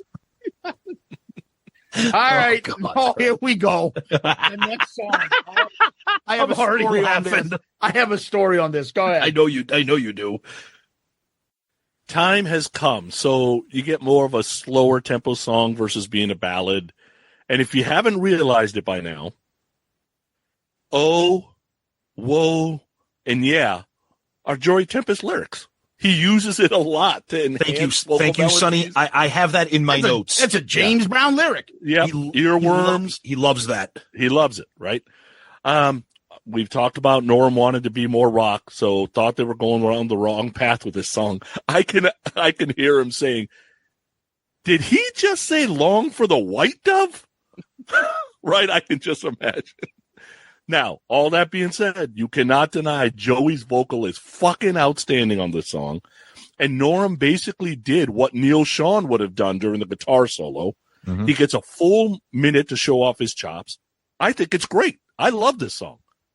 And I will now cue Tommy saying, you would love this song. All right, hold on.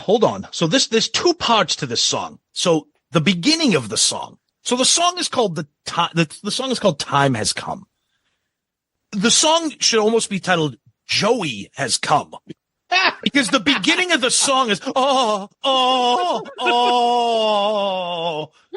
I'm like, what? I'm like, did they hit record by accident? Because that doesn't sound like that should be part of the song.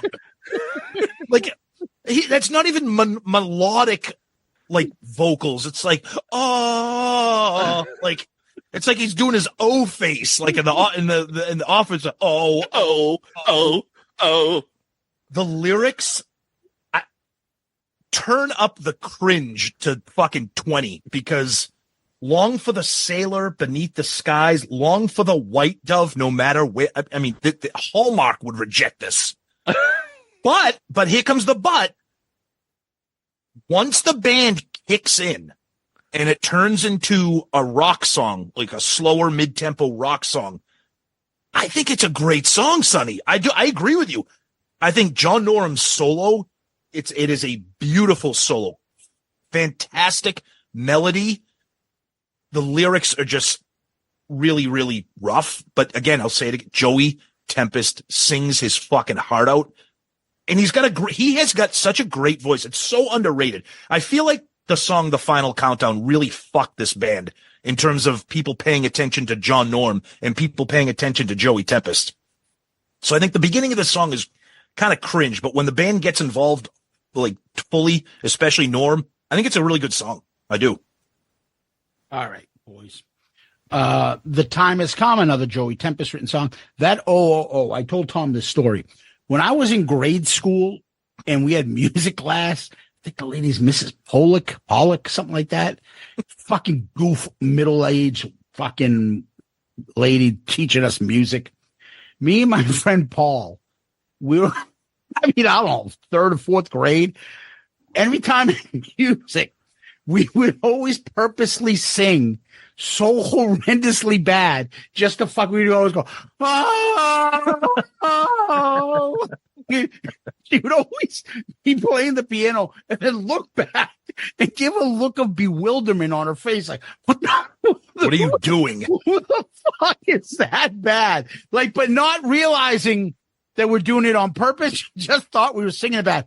That's this. That's me in the third grade making fucking stupid, fucking horrible singing. And he decided to put it as the opening part of this song. Oh. I don't know what the fuck that is. It has no reason to be on that. No. Tom, you're right. Take that song out. It's not bad. Again, there's nothing bad on this album. I'm not a big fan of this song, but I don't mind it. It's not enough for me to get up or to move my finger to press fast forward. Yeah. I'll listen to it. It's okay because the band plays decent and the vocals are nice. It's just that opening thing is just horrendous. The solo's good again. He's just in a different place. Long for the eagle on wings so strong. That sounds like church shit. Like when I used to go to Sunday mass, like church, like that's like something like from like a gospel reading. What are you doing? But the music is so melodic that you overcome it, and the vocals are great. Long for the sailor The sailor? Is that what we're singing about now? Who's wounded? But I like this.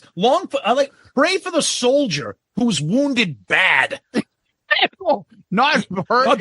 He's wounded badly, and not wounded badly, just bad because he needed a rhyme. Sad. That's right. Yeah, right. Sadly doesn't work. Yes. Correct. At some point, someone's like, "I'm long for this song to be over." Like, good Lord, it's just bad English translation and bad English the band. Yeah, both. And then just terrible opening. I don't understand it. It's a tough opening. My mind didn't go to him jerking off. Tom, oh, mine did. It sounded like somebody hit record with like 20 seconds. That's not a very masculine way of getting off. Oh. All right. Anyways, let's get to the next track. Heart of Stone. So this song to me has a little more rock to it. Again, the guitar and synth mix playing off each other. It sounds good to my ears. Love the chorus. It's catchy as hell. Norum's guitar solo is great. But what gets me every time, and the earworm what makes me come back to the song, the earworm that makes me come back to the song, is the stabbing guitar notes. The right, put in the right spots, right? Yes. For whatever reason, and it ends that way too. So it takes this song that I'm like, okay, it wasn't a single. I can understand why it wasn't probably a single, although I think it could have done okay. It's got a lot of earworms, but just that Norum stabbing guitar works so perfectly. I really actually like this song. And the chorus is written, because there's not really a pre-chorus, so the period chorus and chorus are together. Yep. When it gets to that, dude, it's hard not to sing along. I couldn't agree with you more. This song fucking is a standout. I can't believe this song was not released as a single. I know they released 4-5 singles total, but my God, like this is a nice night. This is the pace that I like that they do here. Mid-tempo, stomping, kind of heavy.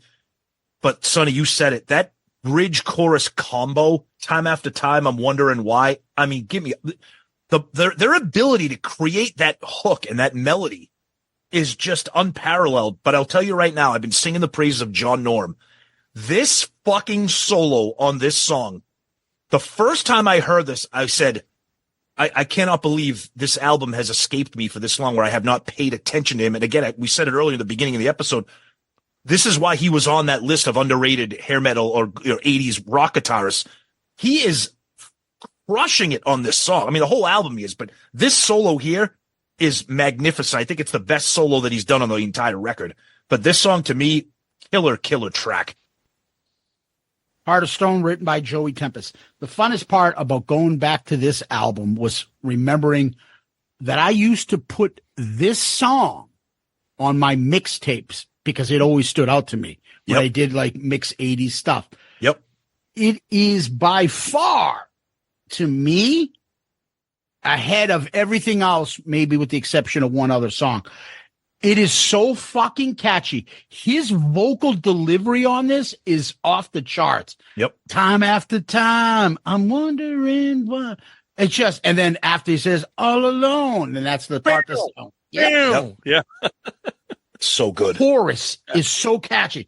Even the beginning part, when he sings the lyrics of the opening verses, right? He says, I've told you once and I've told you what. And again, he's saying it with like a lot of emotion. And power. I told you twice. Yeah. And his voice goes up. Yep.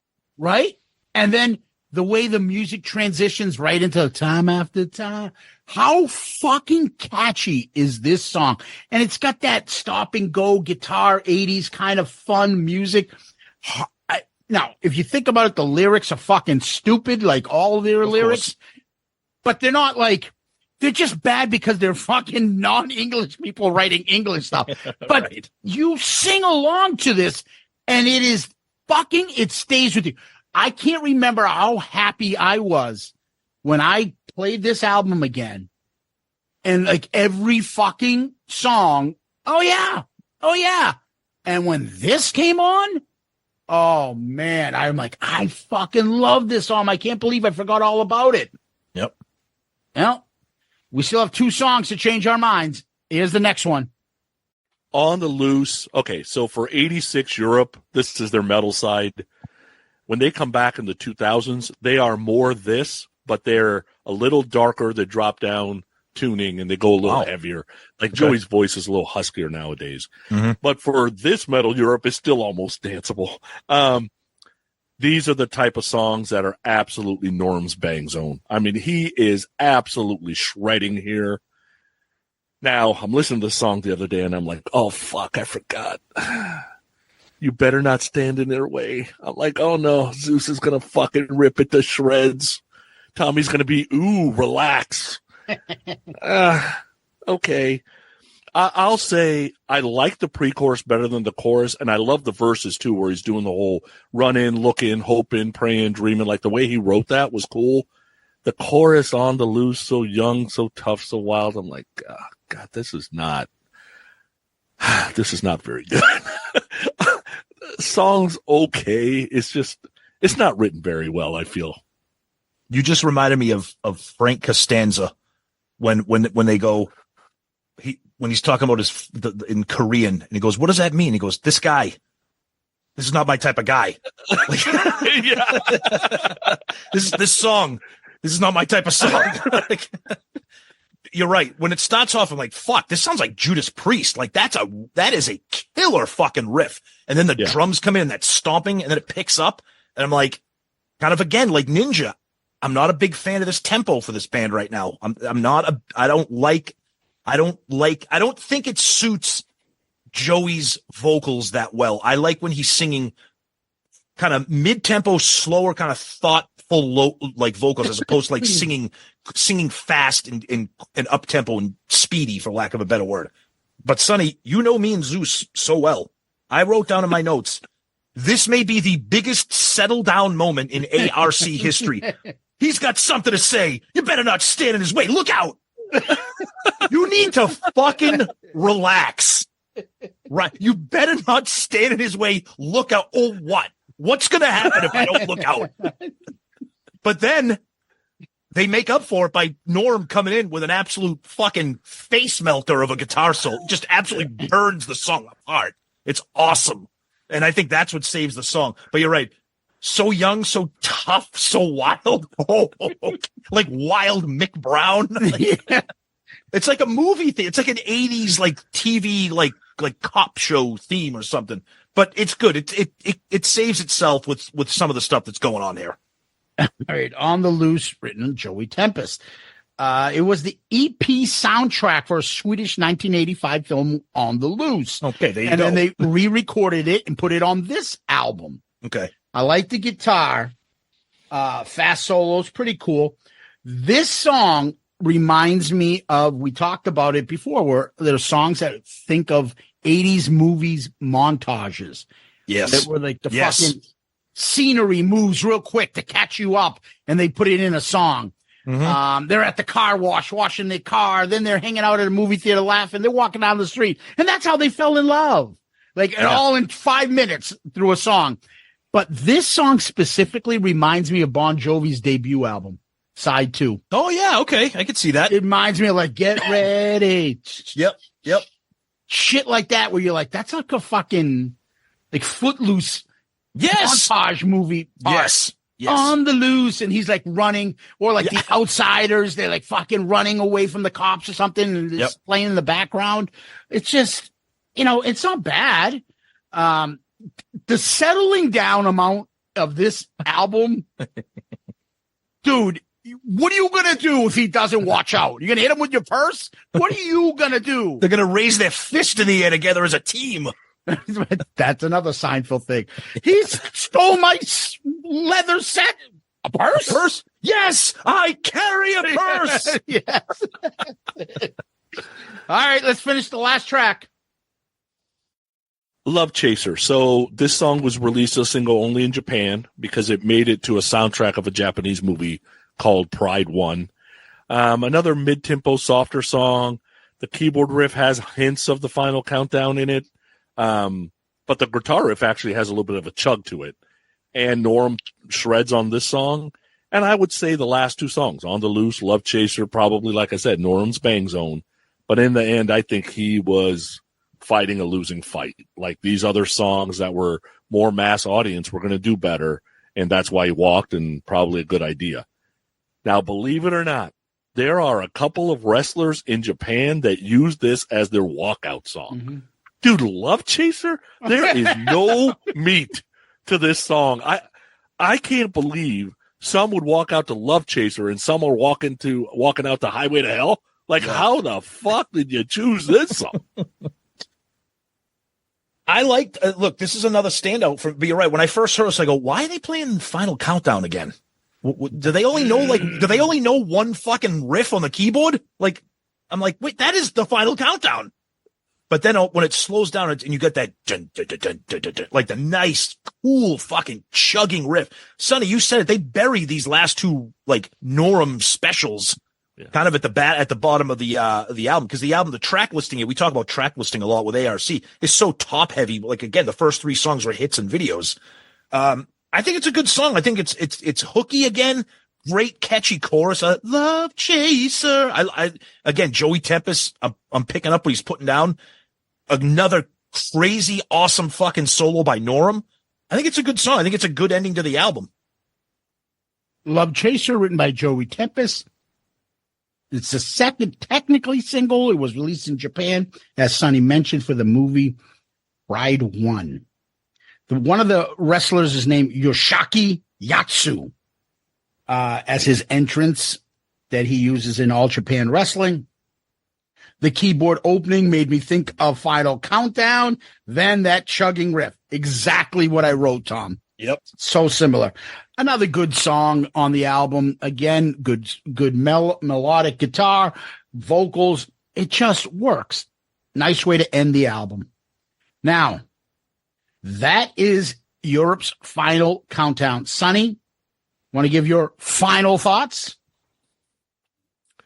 So one of the reasons, and I sent you guys the video I had, one of the reasons I picked the album was because of my middle daughter. So she's 21 now. She's married, about to graduate from SF State with a criminal justice degree here in a couple of months. Nice. But when she was about 11, Christmas Day, I bought her a full-size keyboard. She had never really touched one before. She had never really seen one before because my brainwashing was working. And she was starting to get interested in music. So she opens all of her presents. I set up the keyboard and stand for her upstairs. She disappears for a while. About 3 or 4 hours later, she calls me upstairs, wanted to show me what she could play on her new keyboard. And I'm like, well, she's never touched a keyboard before. What could she possibly know how to play? And she proceeds to play the main lick of the Final Countdown. Nice. I'm like, what the fuck? Yes, I probably cried that day. And I almost cry every time I see that goddamn video. And I almost cry every time I talk about it, right? It's just it's just one of those things. So not only did this come up in my senior year of high school, it was a band I felt like I only knew about. Zeus has said similar things with Bon Jovi, right? It's like, this is a band only I know about. And I still feel like that. But the music connected to my kids in the 2000s, right? How many years later? So the music the music on this album will always be special to me. It's a desert island disc for me. For those who say, oh, it's bubblegum metal or, wimpy rock or hair metal, I say whatever. Fuck you. I get it. The poodle haircuts, the keyboards, the falsetto voice, the theatrical feel to some of the songs hurt their credibility, but they were doing what they had to make it in 86. Today, they're much darker. Joey has a voice that's huskier and they absolutely rock. I'm sorry they're not American. There's shit going on in other parts of the world. So if you want to get a little cultured, maybe you go try some Europe music nowadays, right? Just pick like War of the Kings. Go listen to War of the Kings title track. And you're like, wow, these are the guys that did Final Countdown? Like, these guys are still around. They're around for a reason. Get past the fucking blonde haircuts, the big cheesy teeth, and, the fist raising in Cherokee video. Like, get past all that shit. I think you'd agree that there's some good shit here. I don't love everything Europe, but Europe is one of my favorite bands, and it's definitely in the top 50 of the bands I listen to. So those are kind of my final thoughts. Okay. So for me, I don't think I've ever kind of evolved from start to finish on an album like this and all the ARC albums. You picked it, and I was like, oh, nice. I'm like, I know half of this album. I know, I knew like 4 or 5 of the songs fairly well. Didn't know anything about the rest of the album. Didn't really get into it because, like I said earlier, I never owned the album. And I put it on. I go to the gym. I'm listening to it, and I'm like, okay, the songs I know are good, but some of these other songs, like, what the hell am I listening to here? And I just think this is such a perfect example for me personally, and I'm not going to try to preach to other people, but I guess maybe I will. This is such a perfect example of giving an album a chance to breathe and listen to it more than once and not be like, what am I? Oh, this is like you keep, because long story short, by the end of getting to this, as we're approaching today to record, I bought this album for the first time in my life. Sonny, I'm going to be sending you the bill. It's your fault. You made me fucking buy this. But this is an album I thoroughly enjoy listening to. This was not a slog to get through. This is not an album that will go on the ARC Spotify playlist and just be buried into oblivion. I will go back to this. I discovered something that I didn't have before. And, for the first time in a long time, if ever, I got to applaud Sonny for picking something like that. So I'm a fan. All right. So I'm happy that I got back into this album. I used to like it a lot. I like it again a lot. Yeah. And I will listen to this again. Couple things that stick out. To annoy my kid, I play this in the car. As I tell you guys, I play it when I don't commute much. Right. So right. that's my only real chance to listen to these albums. So when I drive her to school in the morning and put it back, she always makes a comments about like, whose pick is this? She can pick which is Sonny's pick and which is ours. She says, awesome. Oh, this has got to be Sonny's pick. I sit there. She likes it. She likes this. I sit there while she's in the car and I do what you do to us in the text group. And she's like, stop. She's like, stop doing that. And then I sway in the car and she's like, you're so fucking embarrassing. But I love doing that to her. The one thing I will say to you, Sonny, is this is the stuff that I don't like. You say, well, if you listen to this now, you'll be like, I can't believe that's the band that did the Final Countdown. Well, I want them to do the Final Countdown. I want them to do this album. I don't want them to change their sound. And the sad thing is, this era type of music, you say, because I don't know this, the albums before this is very different. This album is like almost like the perfect, because then they lose Norum going forward. And when he finally comes back, the style of music has changed. So, like, I wish they had another album with Norum like this, because I think he's might be one of those guys that pulls them back a little more into the rock and away from the too cheesy commercial stuff. Like, I don't know if they would have Heart of Stone and On the Loose and other songs and Rock the Night if he's not involved. So I'm not saying the new guitar player that came in isn't decent, but obviously Norum had some sort of an influence on them. And I remember when I got into Europe back then in the 80s, he released a solo album right around that time. And there was a couple of his videos that show up on MTV's Headbangers Ball. And I bought his album. Wow. Like back then I bought the cassette. So I wish they kept the sound more and had a couple albums like that so you can appreciate for what it was for at that time with that band in and of itself. And it's too bad. But regardless, I'm psyched that we got back into an album that I used to play a lot, and it brought back a lot of nostalgia. Mm-hmm. And now what we do is we actually rank the album tracks. All right. So before I share my first one, that album that Zeus is talking about, that album is called Total Control. And for the Kiss nerds, there's a version of Back on the Streets, Vinnie Vincent. John does a version of Back on the Streets on that album. So, okay. If you want to go check it out. Was that the album? Or was it the one Total afterwards? Control. Yeah, Total Control. 87. Is that the one with he's like a shadow and he's just holding a guitar and the okay. Yeah, that's it then. That's it. All right, so ranking of the songs, my number 10, On the Loose. Okay. My number 10 is Ninja. Sorry. I just remember when we started this album. Yeah. And one of the first things you wrote to us was like, Ninjas of, I'm like, oh, he's going to fucking hate this. Nope. But that song's not good, but Oh, this is easy. The Time Has Come. That opening orgasm. Oh, yeah. It's just awful. And it's not that bad. And it's not that bad, I want to say. So this is pretty good if this is the number 10. That's all I'm saying. My number 9 is Danger on the Track. Whoa. So Ninja was the only song that was kind of a dud for me. The rest of this album is, I mean, I have a definite number 1 and 2, and the rest of the album I could kind of just shuffle around. So for number 9, I'm putting Carrie. Oh, number 9, I'm with Sonny. Danger on the Track. Stupid. What is the track? Somebody explain that to me. Number 8 for me is Love Chaser. Number 8 for me is On the Loose. I'm with Sonny again. Love Chaser.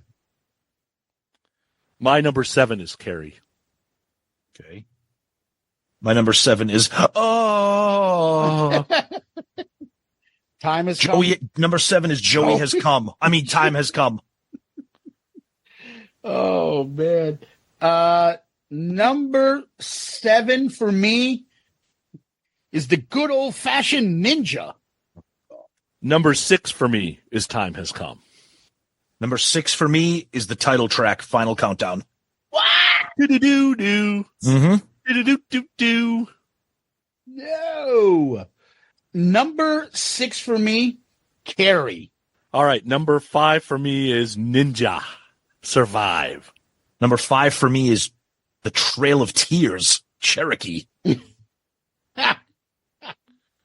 Number 5 for me, On the Loose. Number 4 for me is Rock Now, Rock the Night.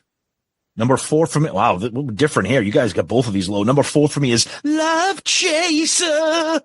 Dun, dun, dun, dun, dun, dun, dun, dun, dun, dun, dun. Warriors, Cherokee. Da-na-na-na, da-na-na-na. That's your number 4? Yes, sir. All right. My number 3 is Cherokee. Oh. All right, you guys hate this. The chorus is cheap, but I love the song. Danger on the Tracks is number 3 for me. You can't like it unless you explain to me. Is he talking about railroad tracks? And there's like train coming and someone's tied up? I think he meant path, but track sounded good. Danger on the track, like there's danger in his way, like on the tracks, like. Oh, so in my path ahead, maybe and he called it track ahead. Well, yeah, because he's not talking about heroin, so I don't think he's talking about tracks. He's talked about hunters before, so maybe he's tracking somebody. Maybe, but that's the mystery. Joey, when he's done spinning around in his fucking 80s jacket, maybe he'll tell us. Number 3 for me is Rock the Night. Number 2 for me is do-do-do-do. Oh, God. Do-do-do-do-do. Number 2 for me is Rock the Night. 2 for me, and just slightly below is Heart of Stone. That makes my number 1 Heart of Stone. That's my number 1. Easily number 1.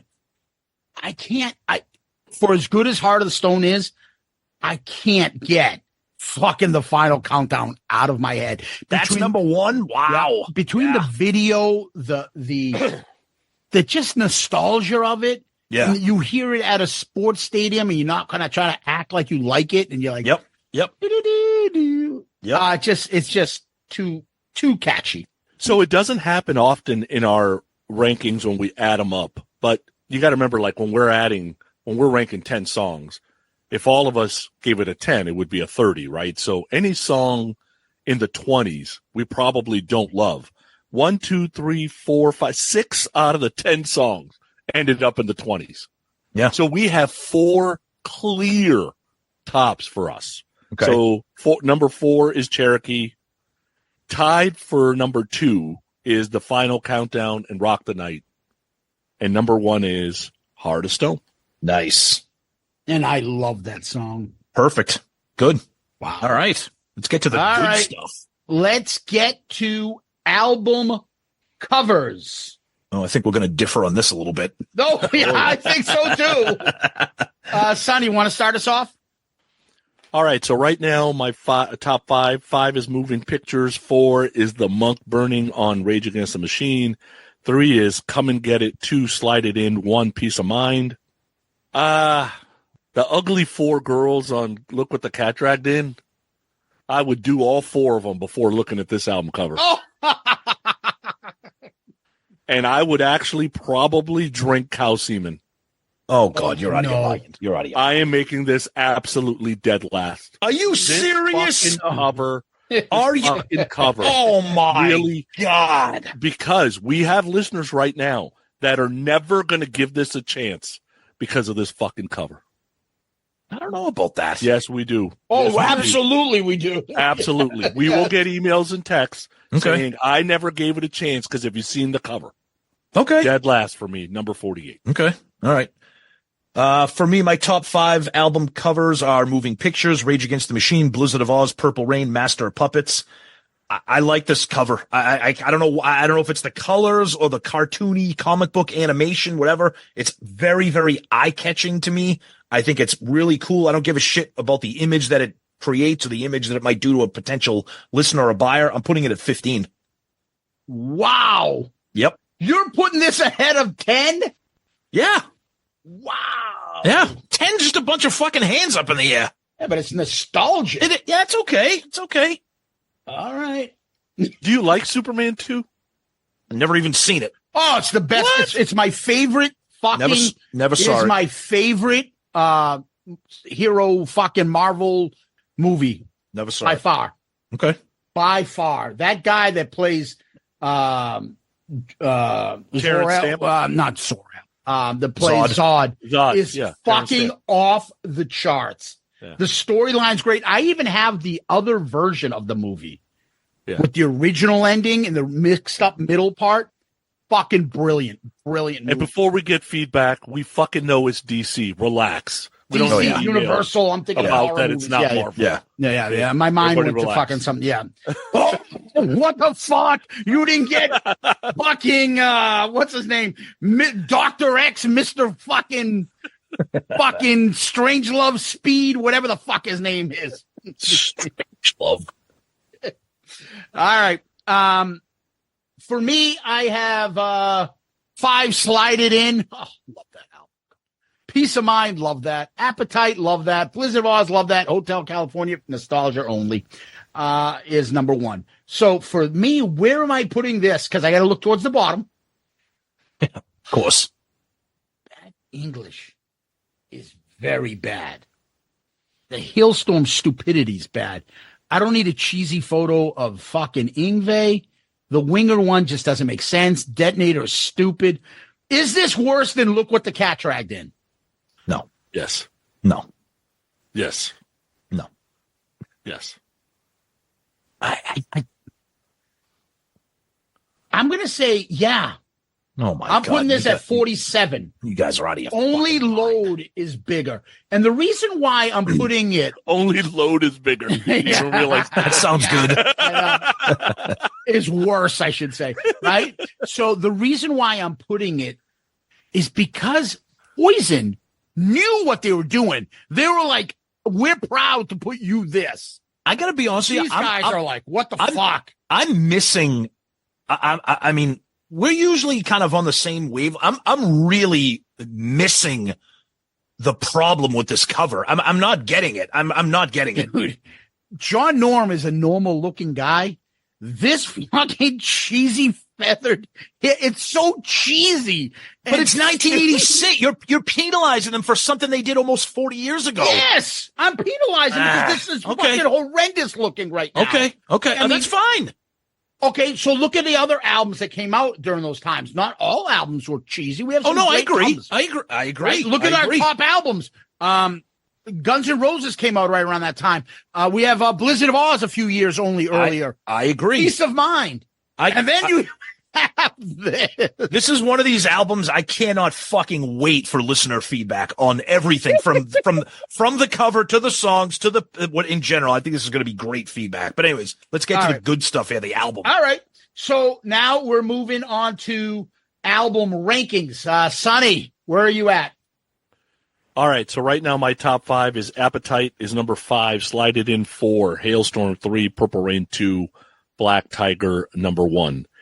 Okay, so Zeus mentioned it earlier that Heat was basically trying to do this. And Heat will tell you themselves, somewhere between Europe and Whitesnake. That's what they were shooting for because that's what they loved, right? Yep. To me, that Heat 2 record's actually better because I think I like Eric's vocals better, and it's a little more rock and a little more modern than what Europe did on this. So I actually have the Final Countdown at number 16, right below Heat and above Trash. Oh, God. Fucking horrendous. All right. So this is hovering above the rim, kind of like the... Adjacent to refuse? Yeah. I'm not complaining about where you have Europe. Just look at that lineup above it. Europe, Heat 2, Bad English, Winger.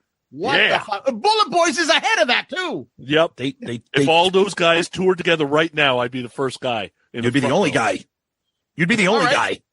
With 5,000 women. All right. So if you had a Monsters of Rock and they're all playing at the same time, Europe is doing Final Countdown straight through. Bullet Boys is doing their debut straight through. Heat's doing Heat 2. Bad English is doing theirs. Winger's doing theirs. You're going to Bullet Boys? No. You tie the anchor around your neck and jump off the boat. Although I like the Bullet Boys album more, I would go to the Final Countdown because you never get to see Europe. Okay. All right. Well, that's a smart answer, Sonny. I wasn't expecting that. That's a thoughtful. It's a very. he's like Joey Tempest. He's very serious. About his Europe music. Yes.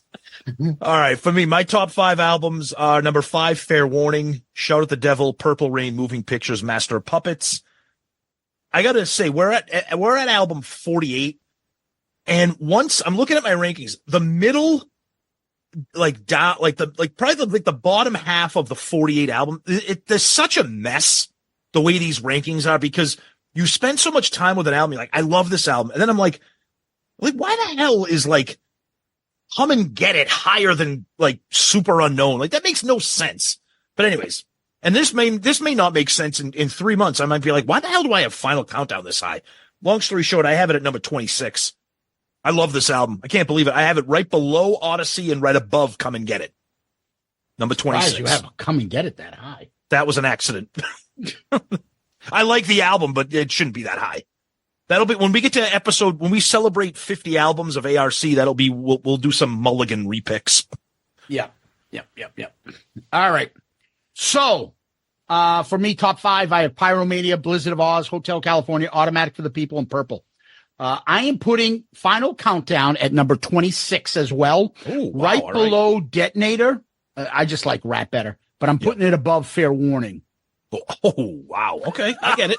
No, I get it. That's okay. No, I'm not going to try to convince people that Fair Warning is like a great Van Halen album. It's a very weird album. Top heavy. I agree. Yeah, it is. Okay. Nice. All right, guys. I still can't fucking wrap my head around your hatred for the cover, but that's okay. I think that's hilarious. Okay. All right, boys. We go to this next. Sonny, what's making you rock hard these days? All right, so I'm going to go on to a Prime series, Amazon Prime, and Tony kind of turned me on to this. Tony turned you on? Yeah, Tony always turns me on because he makes me rock hard. You happy now, Tony? You happy? We need to clip that. Tony makes me rock hard. And you know what? I'll apologize here, too. I apologized on another episode, but I'll apologize here, too. On a Growing Up Rock episode, the last one that released, I said that Restrained only had 11 or 12 monthly listeners on Spotify. Oh, no. Tony, why would you say that? Tony sent me a text showing that they had more than that. So I will now apologize that I said you only had 11 to 22 and acknowledge, or 11 to 12, and acknowledge that you have 22 as you sent me in the text. Fuck you. You happy, Tony? You're not a very nice friend. You are a mean bastard. Go ahead. So anyway, So Tony turned me on to this. Loudermilk. Have you guys seen this yet? Oh, yeah. I heard, yeah, he was texting about that. I haven't seen it yet. Yeah. So Sam Loudermilk is a Wait, that's on Netflix. It's on Prime, isn't it? No, it's I Netflix. think it's on Prime. It's Netflix. No, it's Prime. Okay, hold on. Check it. I'm checking. So Sam Loudermilk is a former music critic, recovering alcoholic, but is a substance abuse counselor and a support group leader, and has fucking zero filter left. So he says out aloud all the things that society says you aren't supposed to say, right? So I think there's even an episode where he comes up to somebody and goes, are you a man or a woman right now? Right? Like that kind of shit. By the way, Sonny, we're both right. Netflix just picked it up this month, January of 24. Oh, okay. So we're But it was on Prime, right? Correct. Yes, it originally was on Prime. Yep. Hilarious. And Sam Loudermilk's life is a complete fucking mess. And basically the first and second season's all about he's been assigned another person that her life is a complete fucking mess and he's trying to help him. Nice. You most likely you won't know who Will Sasso is. He plays a part in there. Anja Savicic is one of the actresses, and then Laura Manel is one of the actresses. But the main guy, Sam Loudermilk, is Ron Livingston. Love He's him. the guy that was in Office Space. Office Space. Yeah. Yep. Yeah, the lead guy. And there. Boardwalk Empire. And Boardwalk Empire. There you go. So it's a pretty cool. You'll love it right out of the gate because this is not one of those. Oh, the first two episodes kind of suck. You need to get to the third. You will be laughing the first episode, and then you'll get hooked. I think I binged all 3 seasons in like one weekend. Nice. Wow. Yeah. So Nice. Loudermilk, check it out. Okay. So I've been watching a lot of good TV lately. Now that I got my my TV back, my lovely mom was visiting me for a while, so now I have my TV time back. So I could have picked a bunch of different things, but I'm going to pick the one that I'm currently in the middle of. And this is a series on Netflix, a 10-part series, and it's called The Night Agent. And I don't know if you guys have heard of it or seen it.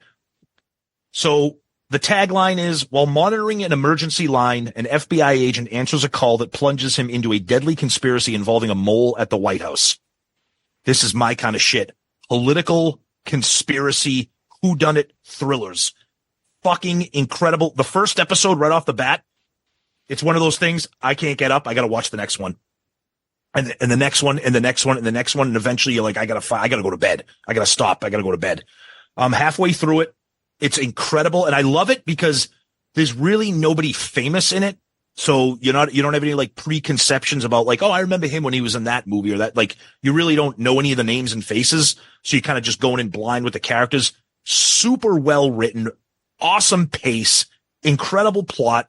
You got to pay attention. There's so many moving parts. Every time they meet somebody, they're get thrown into the web of conspiracy, and anything involving the U.S. government and the White House and conspiracies and moles and traitors and surveillance.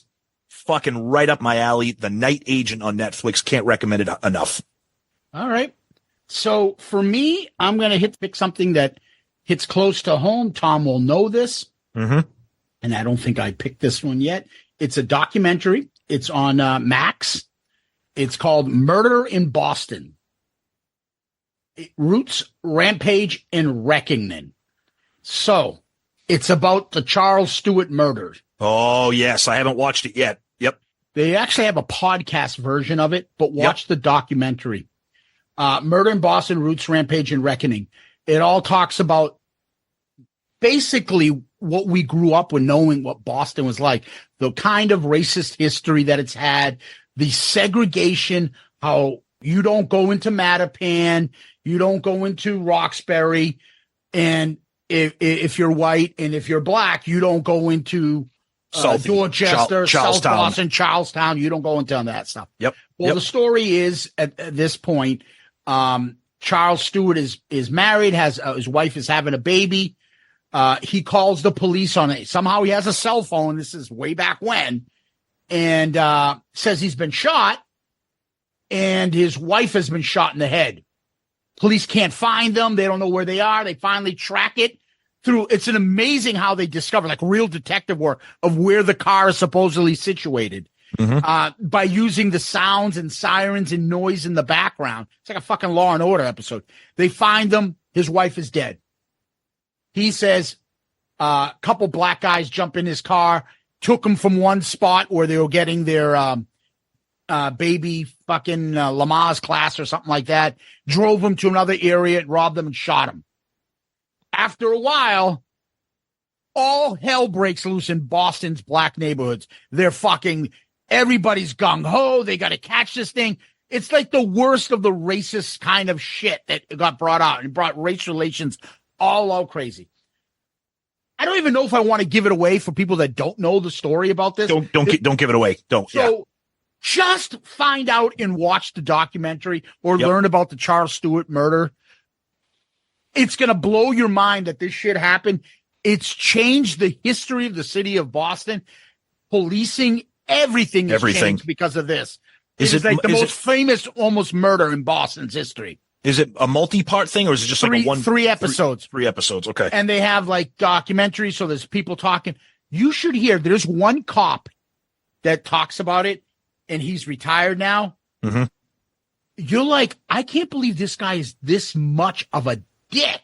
Mm-hmm. Like, just, that's what you do. They're fucking criminals. And you're like, if this racist is like cleaning it up only this much, what was this fucking asshole like back then? Imagine. Unfucking believable. Yeah. And the story of the people that were, because they were rounding up everybody, the shit that some of those families had to go through as suspects. It's an incredible story. Yep. Watch it. You guys will be fascinated. And it still impacts the city of Boston till this day. Yep. That fucking one murder. You bring up the name Charles Stewart, people are like, fuck. Yeah. Like, that's Remember like, that? like, it's so infamous. I think he lived in Reading. Suburban place right down the street from where Tom and I grew up, neighborhood, white couple, shining example of what everybody wants, pregnant woman, black guy comes out and shoots him. Mm-hmm. So take a look at it. You'll be fascinated. Anyways, nice. That's what I got. So let me ask you guys a question on stuff like that. Yep. You'd rather watch a documentary, 3-part series, let's say, than a dramatized 2-hour movie? No, not necessarily. I'd rather watch the drama. I'd rather watch both.